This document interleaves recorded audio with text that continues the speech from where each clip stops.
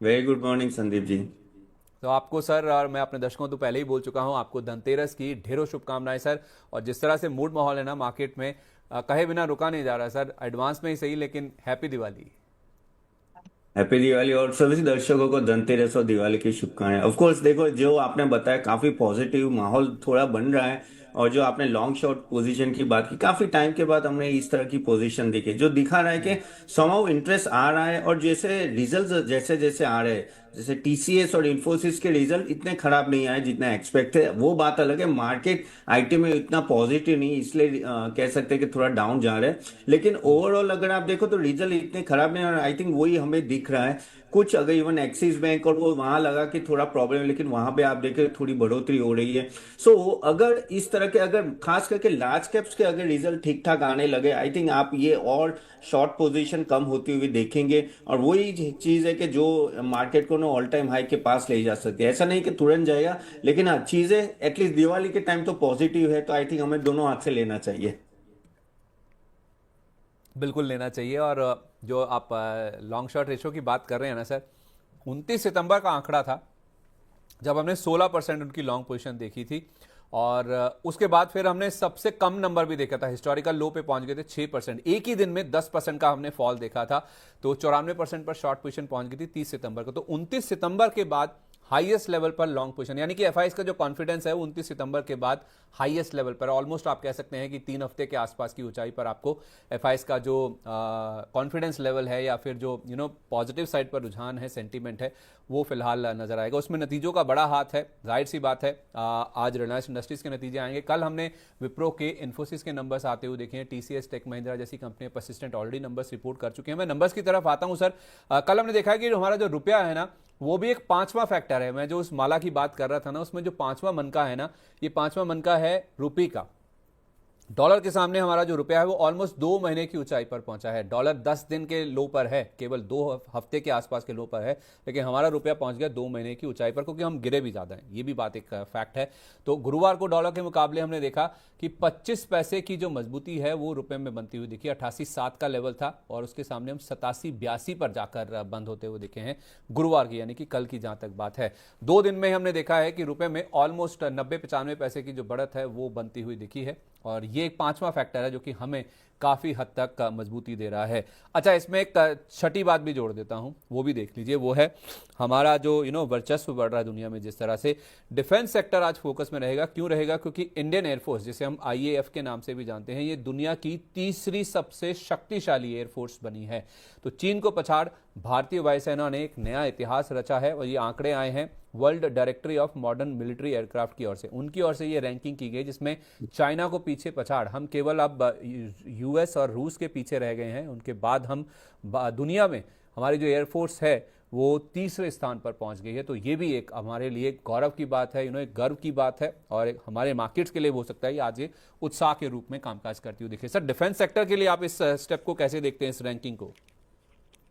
नहीं, ये बड़ी रैंकिंग है, क्योंकि चाइना को पीछे रखना बहुत इजी बात नहीं है। चाइना, हमें भी पता है किस तरह से आर्म्स एंड वेपन्स में काफी एडवांस है। और उसने लास्ट टाइम वो जो विक्ट्री परेड थी उसमें आपने देखा कि किस तरह से प्रदर्शन किया।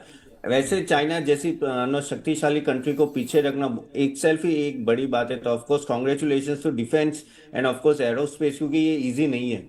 और ये एक सिंबल है कि जिस तरह से बता रहे कि कैसे स्वदेशी और make in India I think आगे बढ़ रहा है। आगे जाके काफी ये तेजस एयरक्राफ्ट से लेके काफी जो अपना पता ही है कि नो एचएल काम कर रहा है इस पे। तो आई थिंक ये और मजबूत होगा। और आई थिंक इसके वजह से फायदा ये होता है हमें कि ये रैंकिंग की वजह से और हमें एक्सपोर्ट ऑर्डर्स भी मिलते हैं, क्योंकि अगर आप तीसरे नंबर पे हो, that means you have a good quality aerospace और डिफेंस में। और तो आई थिंक जो मिडल ईस्ट कंट्रीज होते हैं, साउथ अमेरिका हो या अफ्रीकन कंट्री से काफी ऑर्डर्स आते हैं। तो आई थिंक वो आगे भी फाइनेंशियली हमें सपोर्ट कर देता है। बिल्कुल सर। डिफेंस के लिहाज से मतलब अगर पोजीशन बनानी हो किसी को, तो अभी आपका क्या व्यू है डिफेंस एज अ सेक्टर पर? से डिफेंस एज सेक्टर तो ऑफकोर्स बड़ा मेगा ट्रेंड है। और जिस तरह से हम लोग प्रोग्रेस का ये देख रहे हैं, हम लोग थर्ड रैंकिंग है एटलीस्ट आईएएफ में आगे। तो आगे जाके भी मुझे ऐसा लग रहा है कि ये आगे बढ़ेगा। और कॉन्ट्रैक्ट्स तो बहुत मिल रहे हैं और मोनोपोलिस्टिक कंपनीज है सभी। तो ऑफकोर्स ये जो रेडार सिस्टम है, इवन मैंने HL का नाम दिया, BEL का नाम दिया, इवन शिपयार्ड में भी बहुत अच्छा प्रोग्रेस हो रहा है इसमें। जैसे मैजागोन है, वो भी एक मेरा फेवरेट है कि जिस तरह से ना सबमरीन में उनको ऑर्डर्स मिल रहे हैं। तो ये 3 कंपनी मैं बताऊंगा, लेकिन ये सब कैसा लॉन्ग टर्म ट्रेंड है, यानी इसमें थोड़ा ऊपर नीचे रहेगा, लेकिन अगर आप निवेश के लिए 5-10 साल रखेंगे तो आई थिंक ये बहुत बड़ा रिटर्न दे सकता है। और प्लस जैसे मैंने बोला, एक्सपोर्ट ऑर्डर्स अभी धीरे धीरे काफी अच्छे हो रहे हैं, तो इन सब कंपनियों को एक्सपोर्ट ऑर्डर्स बहुत ही अच्छे मिल जाएगा। अगर कुछ ना पता चले तो आप ETF भी ले सकते हो डिफेंस का, वो भी अच्छा रहता है, लेकिन डिफेंस ऐसे सेक्टर आपके कोर पोर्टफोलियो में होना चाहिए। कोर पोर्टफोलियो में होना चाहिए लंबी अवधि के लिए। HAL BEL मजगांव डॉक में पैसा बन सकता है। आप व्यू लंबा लेके चलिए, और नहीं समझ आता है कुछ भी कौन सा शेयर लें, कौन से लेवल पे लें, तो डिफेंस का आप ETF ले लीजिए। ये एक अच्छी बात है सर, जो कि सीखने को मिली। अच्छा व्यू है ये, मतलब कोई अगर सेक्टर नहीं समझ आए कौन सा स्टॉक लेना है उसमें, अगर वो चल रहा है या फिर आपको लगता है कि मजबूती आ सकती है, बढ़त आ सकती है, ETF ले लीजिए उसका। जैसे बैंक 20 की बात भी की जाती है और बाकी सेक्टर्स के लिए भी, तो डिफेंस ETF भी आप चाहें तो खरीदारी करके चल सकते हैं। चलिए अब आते हैं नतीजों इसमें की इसमें तरफ। मोतीलाल ओसवाल का ETF है, डिफेंस ETF, वो आप बाई कर सकते हैं, सेफ है, आप उसमें रखें। अगर कुछ पता नहीं, आई थिंक वो एक SIP की तरह चलाए तो भी आई थिंक 5-10 साल में अच्छा रिटर्न दे सकता है। अरे वाह, क्या बात है। तो 5-10 साल के लिए आप मोतीलाल ओसवाल का जो डिफेंस ETF है उसको अपने पोर्टफोलियो में, कोर पोर्टफोलियो में शामिल कर सकते हैं, अगर आपने एक लंबी अवधि का पोर्टफोलियो बना रखा है तो। देखिए ये एक सर वैसे आपने बड़ी सहजता से इस बात को बोल दिया। अगर कोई सुन रहा हो ना, अगर कोई लंबी अवधि का पोर्टफोलियो बनाने की कोशिश कर रहा हो, या फिर उसके मन में ये बात चल रही हो, तो कितने आसानी से आपने ये बता दिया कि 5 से 10 साल के लिए आप मोतीलाल ओसवाल का डिफेंस ETF ले लीजिए। धीरे धीरे करके जैसे आप SIP करते हैं उस तरह से आप चाहें तो अपने कोर पोर्टफोलियो में इसको शामिल करके चल सकते हैं। बहुत बढ़िया सर। इन्फोसिस के नंबर्स की बात मैं कर रहा था। इन्फोसिस के कल बाजार बंद होने के बाद नंबर्स आए सर, आप दिग्गज नंबर्स की बात कर भी रहे थे। ये एक कड़ी है जो कि स्टेबल होती हुई दिख रही है।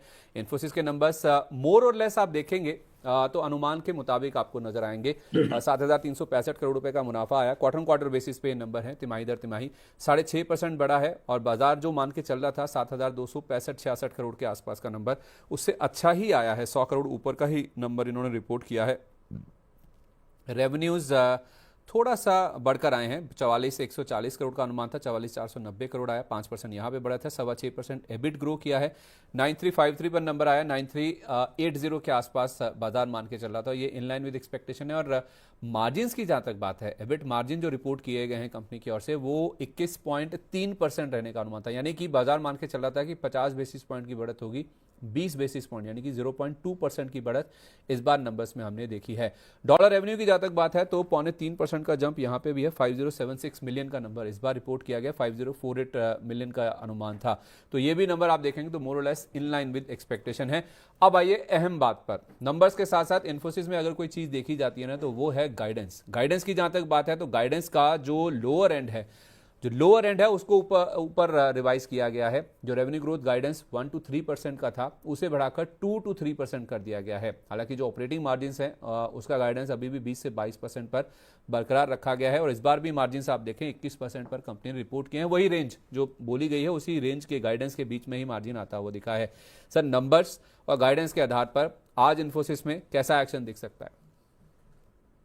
ठीक है, आज ऑफ कोर्स थोड़ा पॉजिटिव होगा, लेकिन प्रॉब्लम यही आ रहा है कि IT सेक्टर में कि जैसे ऊपर जाता है एक ना बिक वाली आ जाती है। जैसे TCS में भी रिजल्ट बुरे नहीं थे, लेकिन प्रॉब्लम यही है कि ना ऊपर आता है तो लोगों को जो फंसे हुए हैं वो निकलना चालू कर देते हैं। और IT सेक्टर में मुझे ऐसा अंदर से लग रहा है वो चालू रहेगा, क्योंकि अभी भी still they are not out of the woods, अभी भी प्रॉब्लम्स है।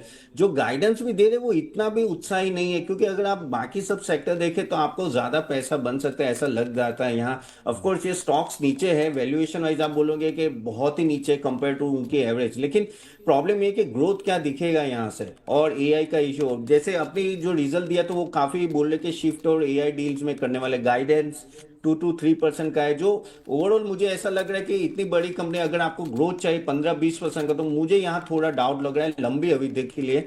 हाँ, शॉर्ट टर्म में आप कह सकते हैं कि थोड़ा मूवमेंट आएगा ऊपर नीचे, 15-20% ऊपर नीचे रहता है, लेकिन जो लॉन्ग टर्म गेन चाहिए आके भाई कॉन्स्टेंटली ये 15-20% से रेवेन्यू ग्रोथ, तो वहां मुझे थोड़ा डाउट लग रहा है। तो मेरा लॉन्ग टर्म में अभी भी आई एम नॉट, मैं इतना फेवरेबल नहीं हूँ इन्फोसिस, TCS हो या पूरा IT सेक्टर, लेकिन हाँ शॉर्ट टर्म में रिजल्ट के पॉइंट ऑफ व्यू से आप 10% की मूवमेंट ऊपर नीचे देख सकते हैं। तो आईटी सेक्टर में आप कह रहे हैं कि लंबी अवधि की पोजीशन बनाने के लिए या खरीदारी करने के लिए अभी रुक जाइए, वेट कर लीजिए, इंतजार कर लीजिए। जी, मेरा व्यू ये काफी टाइम से यही रहा है, क्योंकि कॉन्फिडेंस नहीं आ रहा है। क्योंकि जिस तरह से आप टीसीएस ने बताया कि एम्प्लॉयज निकल ले, उनका कॉस्ट बढ़ा, जो जाते हैं तो उनको देना पड़ता है। इन्फोसिस भी सेम होने वाला है। जो डील्स होती है एआई की, वो सब सर्विस ओरिएंटेड है। वहां क्या होता है कि कॉन्ट्रैक्ट वैल्यू बहुत कम हो जाता है। ऊपर से जो यूएस का रवैया है हमारे तरफ, वो इतना कुछ पॉजिटिव नहीं है। H1B वीजा के इश्यूज अभी भी आपको पता है चल रहे हैं। तो इन सब में एक एक अच्छा ग्रोथ दिखना मुझे डाउटफुल लग रहा है। हाँ, वो क्या होता है कि एक एनालिस्ट आते हैं, वो खुद के अनुमान लगा देते, उसके सामने आउट परफॉर्म कर लेते, बट व्हाट अबाउट 15-20% क्या ग्रो करेंगे जैसे पहले ग्रो करते थे? वहां मुझे पूरा डाउटफुल लग रहा है। इसलिए मैं ओवरऑल पूरे आईटी सेक्टर में नेगेटिव। और इसके वजह से क्या हो रहा है, कोफोर्ज परसिस्टेंट जो अच्छी कंपनीज है, उसका भी डी रेटिंग धीरे धीरे हो रहा है। So I think one can avoid if possible. Long term के लिए तो मेरी राय अभी भी नेगेटिव है आईटी सेक्टर के लिए। जब तक ग्रीन शूट्स नहीं देंगे, जब तक हमें एक कॉन्स्टेंटली ऊपर जाएंगे। क्योंकि देखो, यहाँ हम लोग सर्विस प्रोवाइडर है, we are not a innovator, the problem is that only. और सर्विस प्रोवाइडर को हमेशा रिसीविंग एंड में होता है, और उनको वही कॉन्ट्रैक्ट वैल्यू लेनी पड़ती है जो सामने वाला देगा। जब इनोवेटर होते हैं ना, वो डिमांड कर रहे हैं, जैसे एनवीडिया हो, माइक्रोसॉफ्ट हो या गूगल हो, तो वो फर्क है बड़ा। फेयर इनफ सर, ठीक है। तो अभी भी लंबी अवधि के लिए अगर आप पोजीशन बनाना चाहते हैं तो थोड़ा वेट कर लीजिए, इंतजार कर लीजिए। छोटी अवधि में हो सकता है ज़रूर एक बाउंस बैक, थोड़ा सा अपलिफ्ट इन स्टॉक्स में आता हुआ नज़र आ सकता है। तो व्यू बहुत इंपॉर्टेंट है इस सेक्टर की, जहाँ तक बात है उस हिसाब से आप चाहें तो ट्रेड करें। विप्रो के नंबर्स भी आए हैं कल बाजार बंद होने के बाद। आईटी सेगमेंट के जो रेवेन्यूज़ हैं, रुपी रेवेन्यूज़ जो हैं वो 2.5% बढ़े हैं। 22,700 करोड़ का अनुमान था, 22,641 नंबर आया। 3,820 करोड़ इनका एबिट रहने का अनुमान था। 3,783 crore, online almost in line with expectation. Margin इनके आधा % ग्रो होकर आए हैं। 16.8% का बाजार का अनुमान था, तो 60 बेसिस पॉइंट के बजाय आधा % यानी कि 50 बेसिस पॉइंट इन्होंने क्लॉक कर लिया। 2,595 मिलियन डॉलर का डॉलर रेवेन्यू रहने का अनुमान था, 2,604 मिलियन डॉलर पर आया है। तो नंबर ये अच्छा आया है, बढ़कर आया है, 0.6% की ग्रोथ आई है। कांस्टेंट करेंसी रेवेन्यू ग्रोथ की जहां तक बात है ना, अभी तक मैंने जितने भी नंबर्स देखे ना, ज़्यादातर नंबर्स में अच्छे ही आए हैं। चाहे वो एचसीएल टेक की बात कर लीजिए, अब विप्रो के नंबर्स देख लीजिए। 0.2% का एक्सपेक्टेशन था, 0.3% की कांस्टेंट करेंसी रेवेन्यू ग्रोथ यहाँ पे बुक की गई है। और लार्ज डील्स की जो बुकिंग है उसमें भी जंप आया है 91% का। इनके गाइडेंस को अगर आप देख लें तो आईटी सर्विसेज का जो रेवेन्यू इन्होंने प्रोजेक्ट किया है -0.5 से लेकर +1.5% पर, ये रेंज दी गई है इनकी ओर से। 2.59 टू 2.64 बिलियन डॉलर्स ये एक्सपेक्टेशन है इनकी, जो कि इन्होंने इस बार बताई है। और 2.6 बिलियन डॉलर का ही नंबर इस बार नंबर आया। जैसे मैं 2604 मिलियन आपको बता रहा हूँ, वो 2.6 बिलियन डॉलर बनता है। तो 2.59 से 2.64 बिलियन के एक्सपेक्टेशन इनके अगली बार के हैं। तो ये -0.5% यानी कि आधा % नीचे से 1.5% ऊपर तक का ये एक्सपेक्ट कर रहे हैं कि Q3 में जो रेवेन्यू का नंबर है वो शायद आता हुआ दिखे। और इस नंबर में आप ध्यान दीजिए कि जो हरमन डिजिटल का एक्विजिशन इन्होंने किया था वो इस गाइडेंस में शामिल नहीं है। तो उसको थोड़ा अलग से देखना होगा कि अगर वो कंसोलिडेट होकर आ जाता है अगले क्वार्टर में तो फिर कहानी अलग होगी। सर, विप्रो के नंबर्स को आपने कैसे रीड किया? विप्रो के नंबर्स ट्रेडिशनल मुझे थोड़े वीक लग रहे हैं कंपेयर टू इन्फोसिस, विप्रो या एचसीएल, टीसीएस, उन सब के ज्यादा बेटर थे। सबसे बड़ी बात जो अपने अभी बात की कि उन्होंने आईटी गाइडेंस ही -5.5 से +1.5 के, जो वन ऑफ द लोवेस्ट है अगर आप सभी आईटी कंपनीज में देखें। मॉडरेट ग्रोथ है, और ऑफ कोर्स वो काफी हद तक एआई क्लाउड इंजीनियरिंग पे आगे बढ़ना चाहते हैं। देखो, ऑर्डर बुक ठीक है, उन्होंने 500 मिलियन डील्स का किया है, लेकिन प्रॉब्लम यही हो रहा है कि ना ऑपरेटिंग कैश फ्लो वो सब ओके, लेकिन कुछ कुछ जगह पे जहाँ मार्जिन के थोड़े इश्यूज मुझे दिख रहे हैं, और उस तरह से रेवेन्यू ग्रोथ नहीं हो रहा है जिस तरह से होना चाहिए। थोड़ा लेगार्ड रहा है विप्रो काफी टाइम पे। तो मेरे हिसाब से अगर किसी को भी शॉर्ट टर्म के लिए, आई थिंक इन्फोसिस और HCL will be a better option compare to Wipro. Wipro में ओवरऑल मैं नेगेटिव हूँ। ठीक है, विप्रो की गाइडेंस से भी ज़्यादा उत्साह नहीं है, इन्फोसिस के मुकाबले नंबर्स वीक है। तो अगर किसी को रहना ही है स्पेस में, शॉर्ट टर्म बाउंस प्ले करना भी है, जैसे हमने पहले डिस्कस किया, तो विप्रो के बजाय इन्फोसिस, टीसीएस शायद आपके लिए ज़्यादा बेटर हो सकते हैं। कल सर जियो फाइनेंशियल के नंबर्स भी आए हैं बाजार बंद होने के बाद। मुनाफा इनका हूबहू वैसा ही आया जैसा हमने पिछले क्वार्टर में देखा था। 1% की पिछले क्वार्टर में जंप थी, आई थिंक, मुझे अगर सही याद है। तो इस बार भी 0.9% की ग्रोथ आई है। 695 करोड़ का मुनाफा इन्होंने रिपोर्ट किया है। रेवेन्यू अच्छे ग्रो किए हैं, हालांकि 41%, 41.5% इनका रेवेन्यू बढ़ा है।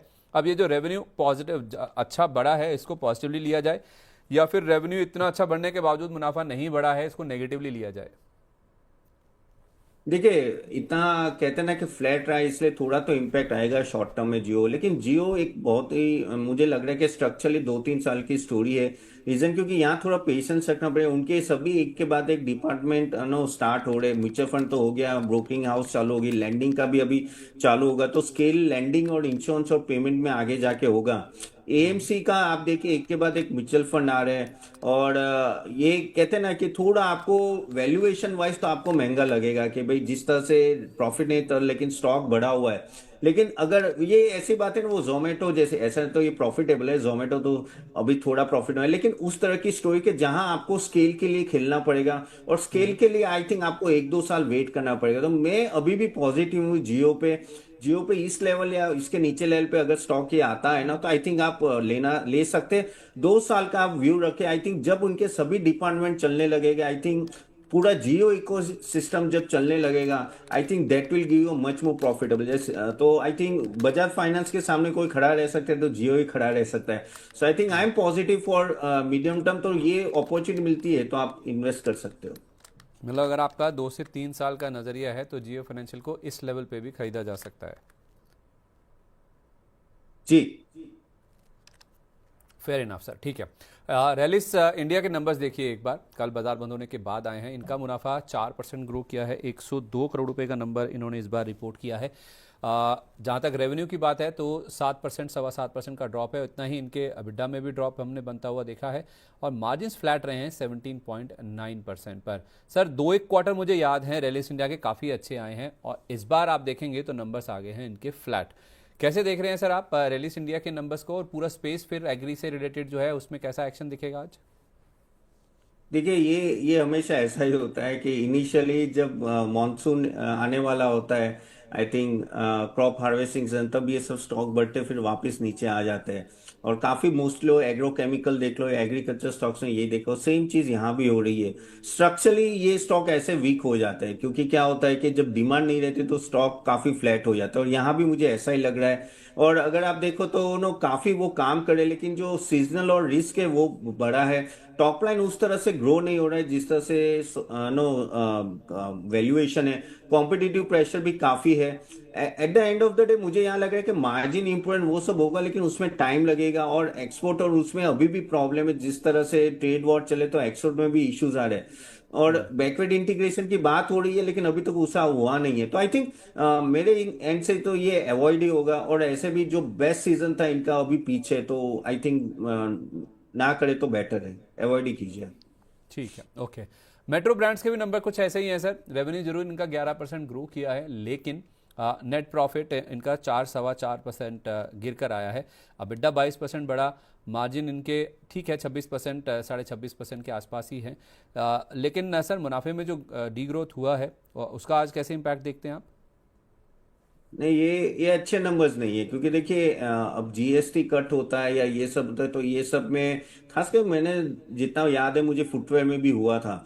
तो आई थिंक उसका इम्पैक्ट अगर इस तरह से आ रहा है तो प्रॉब्लम है। ऑफ कोर्स हम बोलेंगे कि 22 सितंबर से था, लेकिन तो भी आना तो चाहिए थोड़ा पॉजिटिव। तो यहाँ अभी भी, और ओवरऑल अगर आप फुटवेयर बिजनेस भी देखो ना, उस तरह से नहीं रिटर्न दे रहे जिस तरह से एक्सपेक्टेशन रहती है, तो इसका भी प्रॉब्लम ये है कि प्रॉफिट अच्छा नहीं है। आरओई और वो सब इनिशियली वो प्लान कर रहे हैं कि बढ़ाने का, लेकिन देखते धीरे धीरे बढ़ता है कि नहीं बढ़ता है। लेकिन इनकी जो अर्बन डिमांड है वो अभी भी वीक है थोड़ी।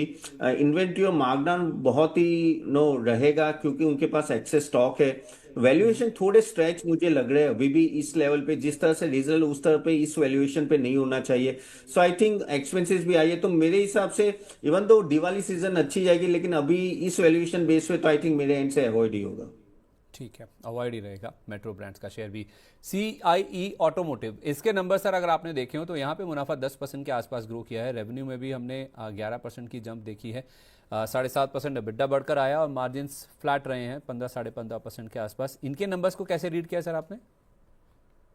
देखो, सीआई मोटिव ऑटोमेटिव ना ओवरऑल ऑटो एंसिलरी में और नो काफी हद तक नो रिजल्ट भी ठीक ठाक है। और जिस तरह से नो व्हीकल से बिक्री हुई है, I think overall auto ancillary industry भी चलेगी। ऑफकोर्स इनके पास मार्जिन रिकवरी के काफी चांसेस और डाइवर्सिफिकेशन वो कर रहे हैं। और काफी हाई वैल्यू कंपोनेंट्स पे फोकस कर रहे हैं। और यहाँ से भी अगर आप देखो तो ऑपरेटिंग मार्जिन धीरे धीरे डबल डिजिट में ग्रो हो सकता है यहाँ, और एक्सपेंस को उनको मेन है कंट्रोल करना पड़ेगा।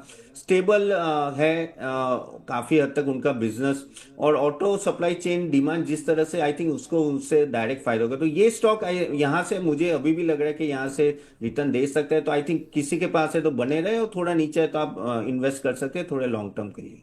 ठीक है तो बने रहें, और अगर थोड़ा नीचे मिलता है तो आप इसमें फ्रेश नई पोजीशन भी बना के चल सकते हैं। दो और आईटी कंपनीज है sir, mid cap IT plays हैं जिनके नंबर्स आए हैं।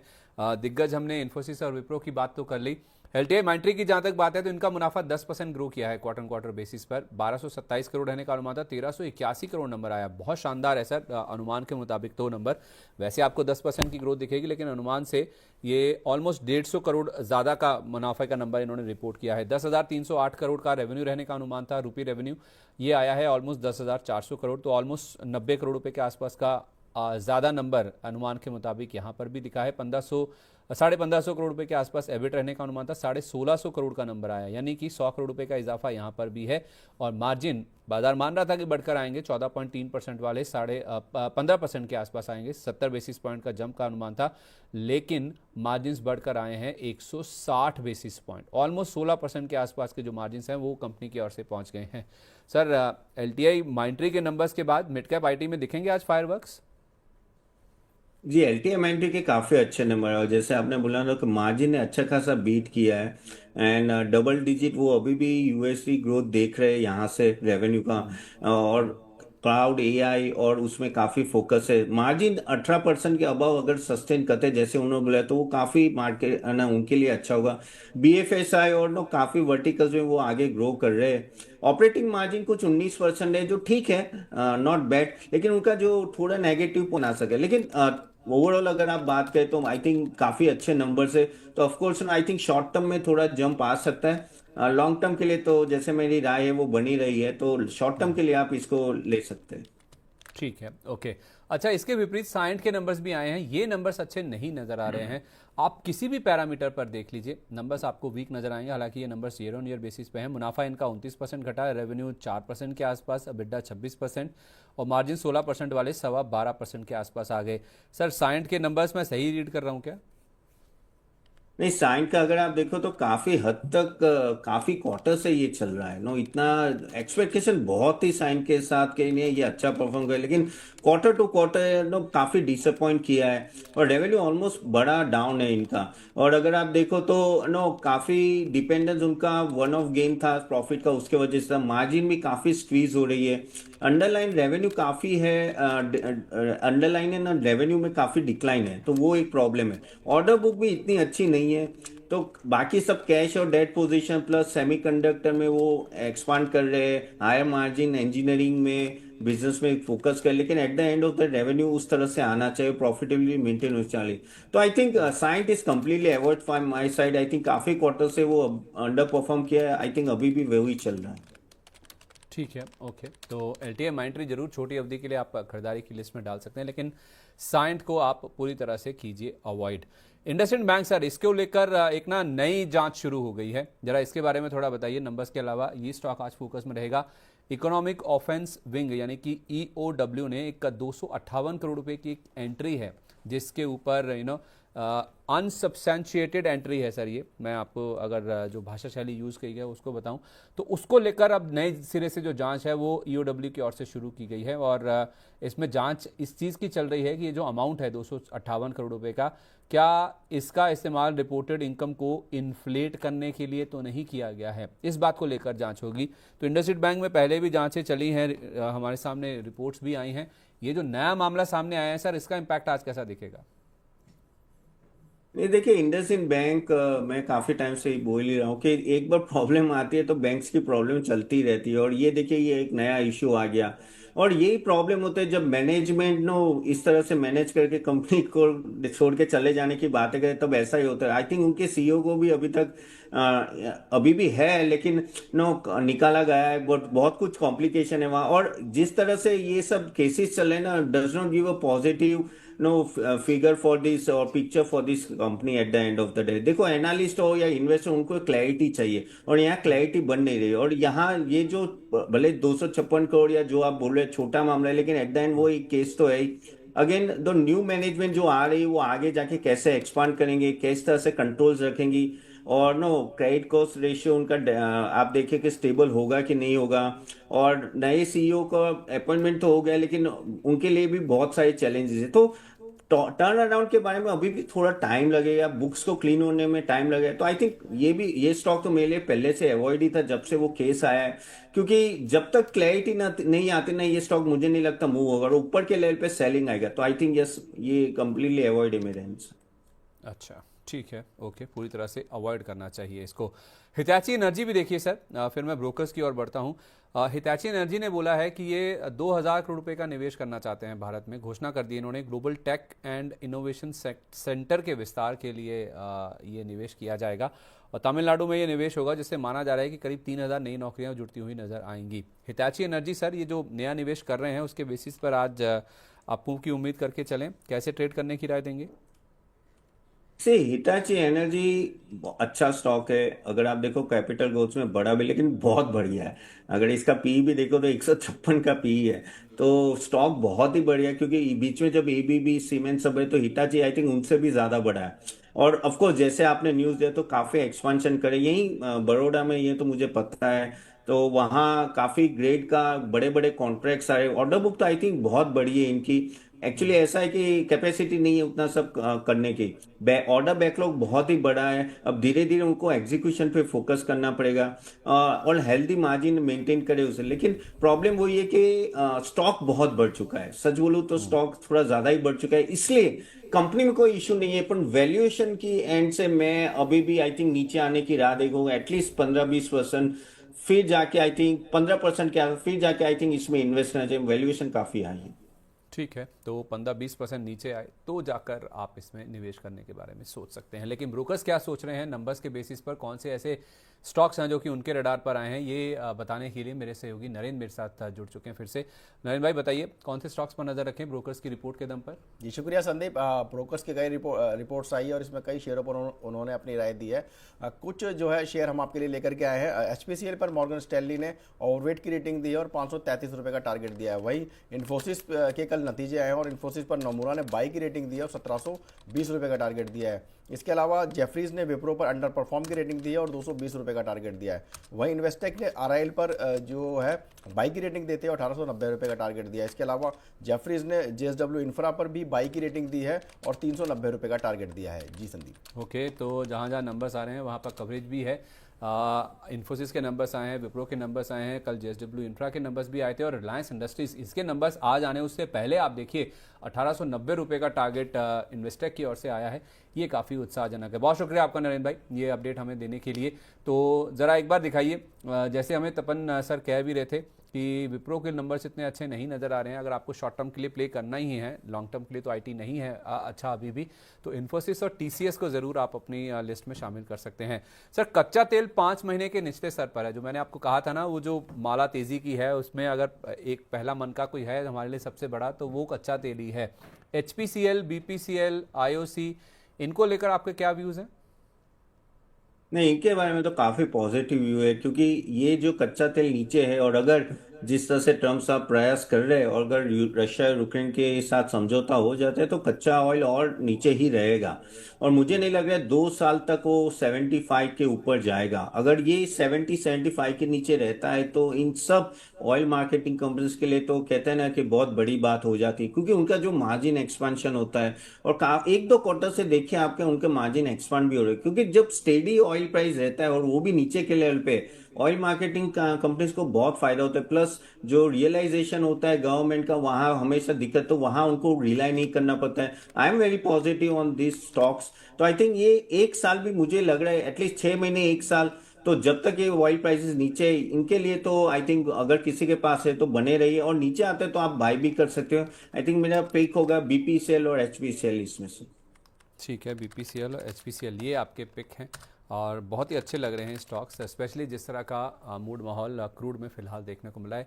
I don't remember the name exactly, लेकिन सर एक्सपर्ट हमारे साथ जुड़े थे, वो कह रहे थे कि जब तक $70 के नीचे है क्रूड तब तक पोर्टफोलियो में आपके ये OMC शेयर होने चाहिए, और $70 अगर पार हो जाएगा तो आप चाहें तो OMC शेयरों में से निकल सकते हैं, मुनाफा वसूली कर सकते हैं, तब तक कोई चिंता की बात नहीं। और उस समय $65-66 का भाव था, अब आ गए हैं हम $61 के भी नीचे। तो BPCL, HPCL ये दोनों स्टॉक्स हैं जो आप चाहें तो इन लेवल्स पर भी खरीदारी करके अपने पोर्टफोलियो में शामिल कर सकते हैं। बाजार खुलने की तैयारी हो चुकी है, जैसा कि गिफ्ट निफ्टी इंडिकेट कर रहा था, कुछ 50 पॉइंट के आसपास की गिरावट के इंडिकेशन थे। कल की निफ्टी फ्यूचर्स की क्लोजिंग के हिसाब से 38 पॉइंट नीचे हम खुल सकते हैं, ऐसा इंडिकेशन है। 150 पॉइंट का फॉल कुछ सेंसेक्स में आ सकता है, और एक 60 पॉइंट की गिरावट हमें निफ्टी बैंक में भी दिख सकती है। दिक्कत की बात केवल यही है कि 2 दिन का वीकेंड हमारे सामने है, और ट्रम्प साहब बहुत एक्टिव पहले ही हो चुके हैं। वहाँ पे क्या निकल के सामने आएगा, आज जेलेंस्की साहब मिलेंगे जाके इनको, और फिर बाद में हंगरी में ये पुतिन साहब से भी मिल सकते हैं, तो ऐसा न्यूज़ फ्लो है। और इस बीच में कल जो ट्रम्प साहब ने कहा था कि भारत ने या फिर मोदी साहब ने ये सुनिश्चित किया है कि वो आगे रूस से तेल नहीं खरीदेंगे। देखिए कल भारत की ओर से भी इसके ऊपर सफाई आती हुई दिखी है कि ऐसा कम से कम क्लैरिटी तो नहीं आई है कि उन्होंने ऐसा साफ साफ बोला है कि रशिया से तेल खरीद बंद हो जाएगी। इंडिया को अपनी एनर्जी सिक्योरिटी, जो हम कच्चा तेल इंपोर्ट करते हैं, जहां अच्छा भाव मिलेगा, जहां एनर्जी सिक्योरिटी मिलेगी, वहां वो फोकस करेंगे। लेकिन ये बात ज़रूर है, $8 बिलियन के आसपास का एनर्जी इंपोर्ट हमारा US से हो रहा है, जो कि पिछले साल के मुकाबले काफ़ी ज़्यादा है, और उसे बढ़ाकर $12 से $13 बिलियन किया जा सकता है, ऐसा कॉमर्स मिनिस्टर ने बोला है। तो हम अपना US के साथ व्यापार बढ़ा रहे हैं, लेकिन रशिया के साथ खत्म कर देंगे, ऐसा इंडिकेशन फिलहाल विदेश मंत्रालय की ओर से जो अपडेट्स आए हैं कल, उसमें नहीं देखने को मिला। और यही कारण है कि हम देख रहे हैं कि थोड़ी सी आज गिरावट के साथ इंडियन मार्केट में शुरुआत हुई है। 35 पॉइंट के आसपास की गिरावट आपको फिलहाल निफ्टी में नजर आएगी, 100 पॉइंट का फॉल आपको सेंसेक्स में दिखेगा, और इतनी ही गिरावट लगभग आपको निफ्टी बैंक में भी नजर आएगी। चिंता की बात या दिक्कत की बात है निफ्टी IT स्पेस। जरा एक बार आप इन्फोसिस और विप्रो को दिखाइए। विप्रो तो 4% नीचे खुलता हुआ दिखा है, क्योंकि नंबर्स भी उतने उत्साहजनक नहीं है, और जैसे आपको तपन जी बता रहे थे कि इनकी तो जो गाइडेंस आई है ना, वो गाइडेंस भी ठीक नहीं है, उससे भी जो ज़्यादा उत्साह नहीं देखने को मिला है। तो 4.5% नीचे अब आपको जो विप्रो का स्टॉक है वो भी नजर आएगा। HCL टेक 2 दिन पहले नंबर्स आए थे, ये भी स्टॉक आप देखेंगे तो आपको 2% का फॉल यहाँ पे नजर आएगा। एक बार जरा ना आप इन्फोसिस को भी दिखाइए, वहाँ किस तरह का रुझान है। नंबर्स इनलाइन विद एक्सपेक्टेशन है, गाइडेंस जो है लोअर एंड रेवेन्यू ग्रोथ का, उसको ऊपर की ओर रिवाइज किया गया है। तो उसके बाद आप देखेंगे इन्फोसिस में भी 1% के आसपास की कमजोरी आज के सेशन में देखने को मिल रही है। तो उत्साह इन्फोसिस में भी बहुत ज्यादा नहीं, लेकिन हाँ कोई नीजक रिएक्शन नीचे की ओर भी आ रहा है, ऐसा फिलहाल कोई इंडिकेशंस नहीं देखने को मिल रहे हैं। लेकिन हाँ ये ज़रूर है कि इन्फोसिस में नंबर्स के बाद कुछ पॉजिटिविटी नहीं बनती हुई दिखी है, लेकिन विप्रो के नंबर्स ने बहुत ज़्यादा निराश किया है, और उसका इम्पैक्ट आप देखिए स्टॉक में 4% की गिरावट के रूप में आज आपको दिखेगा भी। तो IT एक पेन पॉइंट है, जिस वजह से हम देख रहे हैं कि बाजार में आज जो प्रेशर है वो साफ तौर पर आपको नजर आएगा। लेकिन ओला इलेक्ट्रिक ये एक स्टॉक दिखाइए सर, मुझे आपकी ना राय भी चाहिए स्टॉक को लेकर। 2 दिन पहले अपडेट आया था कि 18 तारीख को, यानी कि कल, इनकी एक प्रोडक्ट लॉन्च होने वाली है, और ये लॉन्च इलेक्ट्रिक 2 व्हीलर स्पेस, जो कि इनका फोटे है, वहाँ पे नहीं बल्कि एनर्जी स्पेस से होगा। और बाजार के कुछ एक्सपर्ट्स ऐसा मान के चल रहे हैं कि होम्स और बिजनेसेस के लिए ये BESS इसका अनाउंसमेंट कर सकते हैं या फिर अनवील कर सकते हैं, इससे जुड़ा हुआ कोई प्रोजेक्ट। तो सर आपकी क्या राय है, ओला इलेक्ट्रिक में जिस तरह का रनअप आया है और कैरी फॉरवर्ड हो सकता है, जिन्होंने बाहर बैठ के देखा है, फोमो वाली फीलिंग है, उनको क्या राय देंगे आप? नहीं देखिए, ओला ऑफ कोर्स काफी नीचे आ चुका है, और लास्ट टाइम जो हमने सुना था गाइडेंस बहुत बड़ा आया था, और उसके वजह से आई थिंक स्टॉक में भी if I am not wrong 65 के आसपास गया था, फिर वापस ये नीचे आया। और देखो गाइडेंस के हिसाब से वो रिजल्ट आता है कि नहीं, वो हमें कुछ क्वार्टर में पता चलेगा। अभी रही बात ये नए जो ओला शक्ति 20 की लॉन्च है, ऑफ कोर्स अगर चलता है, अगर ये स्टोरेज का, एनर्जी स्टोरेज का, तो ये बड़ा एरिया है, बहुत ही बड़ा एरिया है। सो मार्केट इसको पॉजिटिवली देखेगा, क्योंकि अगर उनका सेल्स बढ़ने लगा तो एक अच्छा वर्टिकल हो जाएगा, जहां जो जो 2 व्हीलर में कमाल नहीं दिखा पाया अब तक, आई थिंक यहाँ थोड़ा कमाल दिख जाता है, तो वो सबसेट हो जाता है। तो इसलिए मार्केट थोड़ा उत्सुक रहेगा इस स्टॉक के बारे में। और स्टॉक ऑलरेडी नीचे काफी गिर चुका है वैल्यूएशन वाइज देखे, और अगर देखो यार, अगर कंपनी गलतियों से सीखती है और भावेश कुमार ने अगर सीखा होगा तो आई थिंक काफी हद तक चेंजेस आएंगे। तो मार्केट को अभी बेनिफिट ऑफ डाउट दे रहा है ओला को, मुझे तो ऐसा ही लग रहा है। एंड ये नया सेगमेंट से और थोड़े उत्सुक हो गए तो गलत नहीं है। आई थिंक किसी को भी अगर देखना है तो थोड़ा नीचे आता है तो आई थिंक वो देख सकते हैं, लेकिन बहुत ही केयरफुल। ये रिस्की स्टॉक है, ये सबके लिए नहीं है। जो रिस्क टेकिंग एबिलिटी है वैसे रही, ये प्योर रनअप नहीं होगा, ये काफी वॉलेटाइल होगा, लेकिन रिस्की है। लेकिन आई थिंक उस लेवल पे है जहां you can think about it कि एक सब्सटेंशियल गेल हो भी सकते हैं अगर पासे सही चल गए तो। ठीक है, ओके। अच्छा, मैं आपको बता रहा था ना कि कच्चा तेल 5 महीने के लो पर है, उसका इंपैक्ट आप देखिए आज आपको एशियन पेंट्स के स्टॉक में दिखेगा। वॉल्यूम ऑलरेडी 4 लाख शेयरों का हो चुका है और 2500 के आसपास का लेवल दिख रहा है, 3.5% के गेंस हैं। सर, इसको लेकर आपका व्यू एशियन पेंट्स 2500 के आसपास? देखिए एशियन पेंट्स स्ट्रक्चरली तो मैं काफी मैं लॉन्ग टर्म की बात करूँ तो आई एम नॉट पॉजिटिव, क्योंकि ऑफ कोर्स कच्चे तेल के लिए इनको फायदा होगा तो शॉर्ट टर्म मूवमेंट आप देख पाओगे 10-20% का ऊपर नीचे, लेकिन जो कंपाउंडिंग रिटर्न जो पहले एशियन पेंट्स दिया था वो अभी आई थिंक इसके साथ नहीं है। द रीजन एक सिंपल है, पीछे 3 साल से आप देखो इनों का मार्जिन ही कम हो रहा है। जो जेएसडब्ल्यू पेंट्स ले लो या बिल्ला सॉफ्ट ले लो, बिल्ला ओपस सॉरी, बिल्ला, उनका जो जिस तरह से डिस्काउंटिंग कर रहे हैं तो इनका इन लोगों को भी डिस्काउंटिंग करना पड़ रहा है। ऑलमोस्ट 20% मार्जिन, ये सुना नहीं गया था पेंट इंडस्ट्री में कभी। लेकिन अभी क्या होता है, जब बड़े प्लेयर आते हैं ना, बड़े प्लेयर को मार्केट शेयर चाहिए और मार्केट शेयर के लिए वो कुछ भी करेंगे, इसलिए वो डिस्काउंटिंग करते हैं। और बिल्ला और जेएसडब्ल्यू के लिए पेंट तो बहुत छोटी सेगमेंट है, उनका बिजनेस मेन तो कहीं और है, तो वो फुल ऑन यहाँ कहता है मार्केट शेयर के पीछे हुए, जैसे जोमेटो और स्विगी पड़ते हैं वैसे ही। तो यहाँ फिर जो इतनी बड़ी कंपनी है उसको दिक्कत आ जाती है। तो मुझे स्ट्रक्चरली लॉन्ग टर्म मुझे तो ये वीक ही लग रहा है। हाँ, शॉर्ट टर्म में आप पॉजिटिव कंसिडर, लॉन्ग टर्म में जैसे मैंने बोला, अगर देखिए एक बात बोलो, अगर ऑयल प्राइस गिर तो कब का गया हुआ है, आज तो नहीं गिरा है। तो बढ़ना होता तो कब का बढ़ गया, 2000 से 2400 है, लेकिन उस लेवल पे नहीं जा रहा है जिसे, क्योंकि वहां स्ट्रक्चरली डाउनफॉल दिख रहा है। तो लॉन्ग टर्म के लिए नो है, शॉर्ट टर्म के लिए आप 10-15% मूवमेंट ऊपर नीचे गिन सकते हो। अच्छा, ठीक है, परफेक्ट है। अच्छा, आपने स्विगी और एटर्नल की बात की। सर, हमने देखा था कल एटर्नल टॉप लूज़र था। जो इनके नंबर्स आए थे उस बाद जो कमेंट्री आई थी वो मिली जुली थी। नंबर्स में भी हमने देखा था मुनाफा गिरकर आया था। आज फिर से 0.25% की कमजोरी के साथ ये स्टॉक का असर खुलता हुआ दिखा है। 1,29,42,000 शेयरों का वॉल्यूम ऑलरेडी इसमें देखने को मिल चुका है। और कितना समय हुआ है, 7 मिनट हुए हैं शेयर बाजार को खुले हुए। 1.25 करोड़ से ज़्यादा का वॉल्यूम सर, और इतनी भारी भरकम पिटाई वॉल्यूम के साथ क्या इंडिकेशन दे रही है सर? नंबर्स बहुत ज़्यादा खराब थे क्या इनके? देखिए नंबर्स तो आई आई डू एग्री के खराब थे, और एक्सपेक्टेशन यही था कि अभी थोड़ा थोड़ा इम्प्रूव। अब देखिए, अगर 1.5 साल से जब से इटरनल ने प्रॉफिट डिक्लेयर करना चालू किया, आई थिंक 1.5 साल होगा मोस्टली, 25 करोड़ या 100 करोड़ के नीचे ही रहा है, उसके ऊपर गया नहीं है, जबकि मार्केट एक कहाँ से कहाँ चला गया।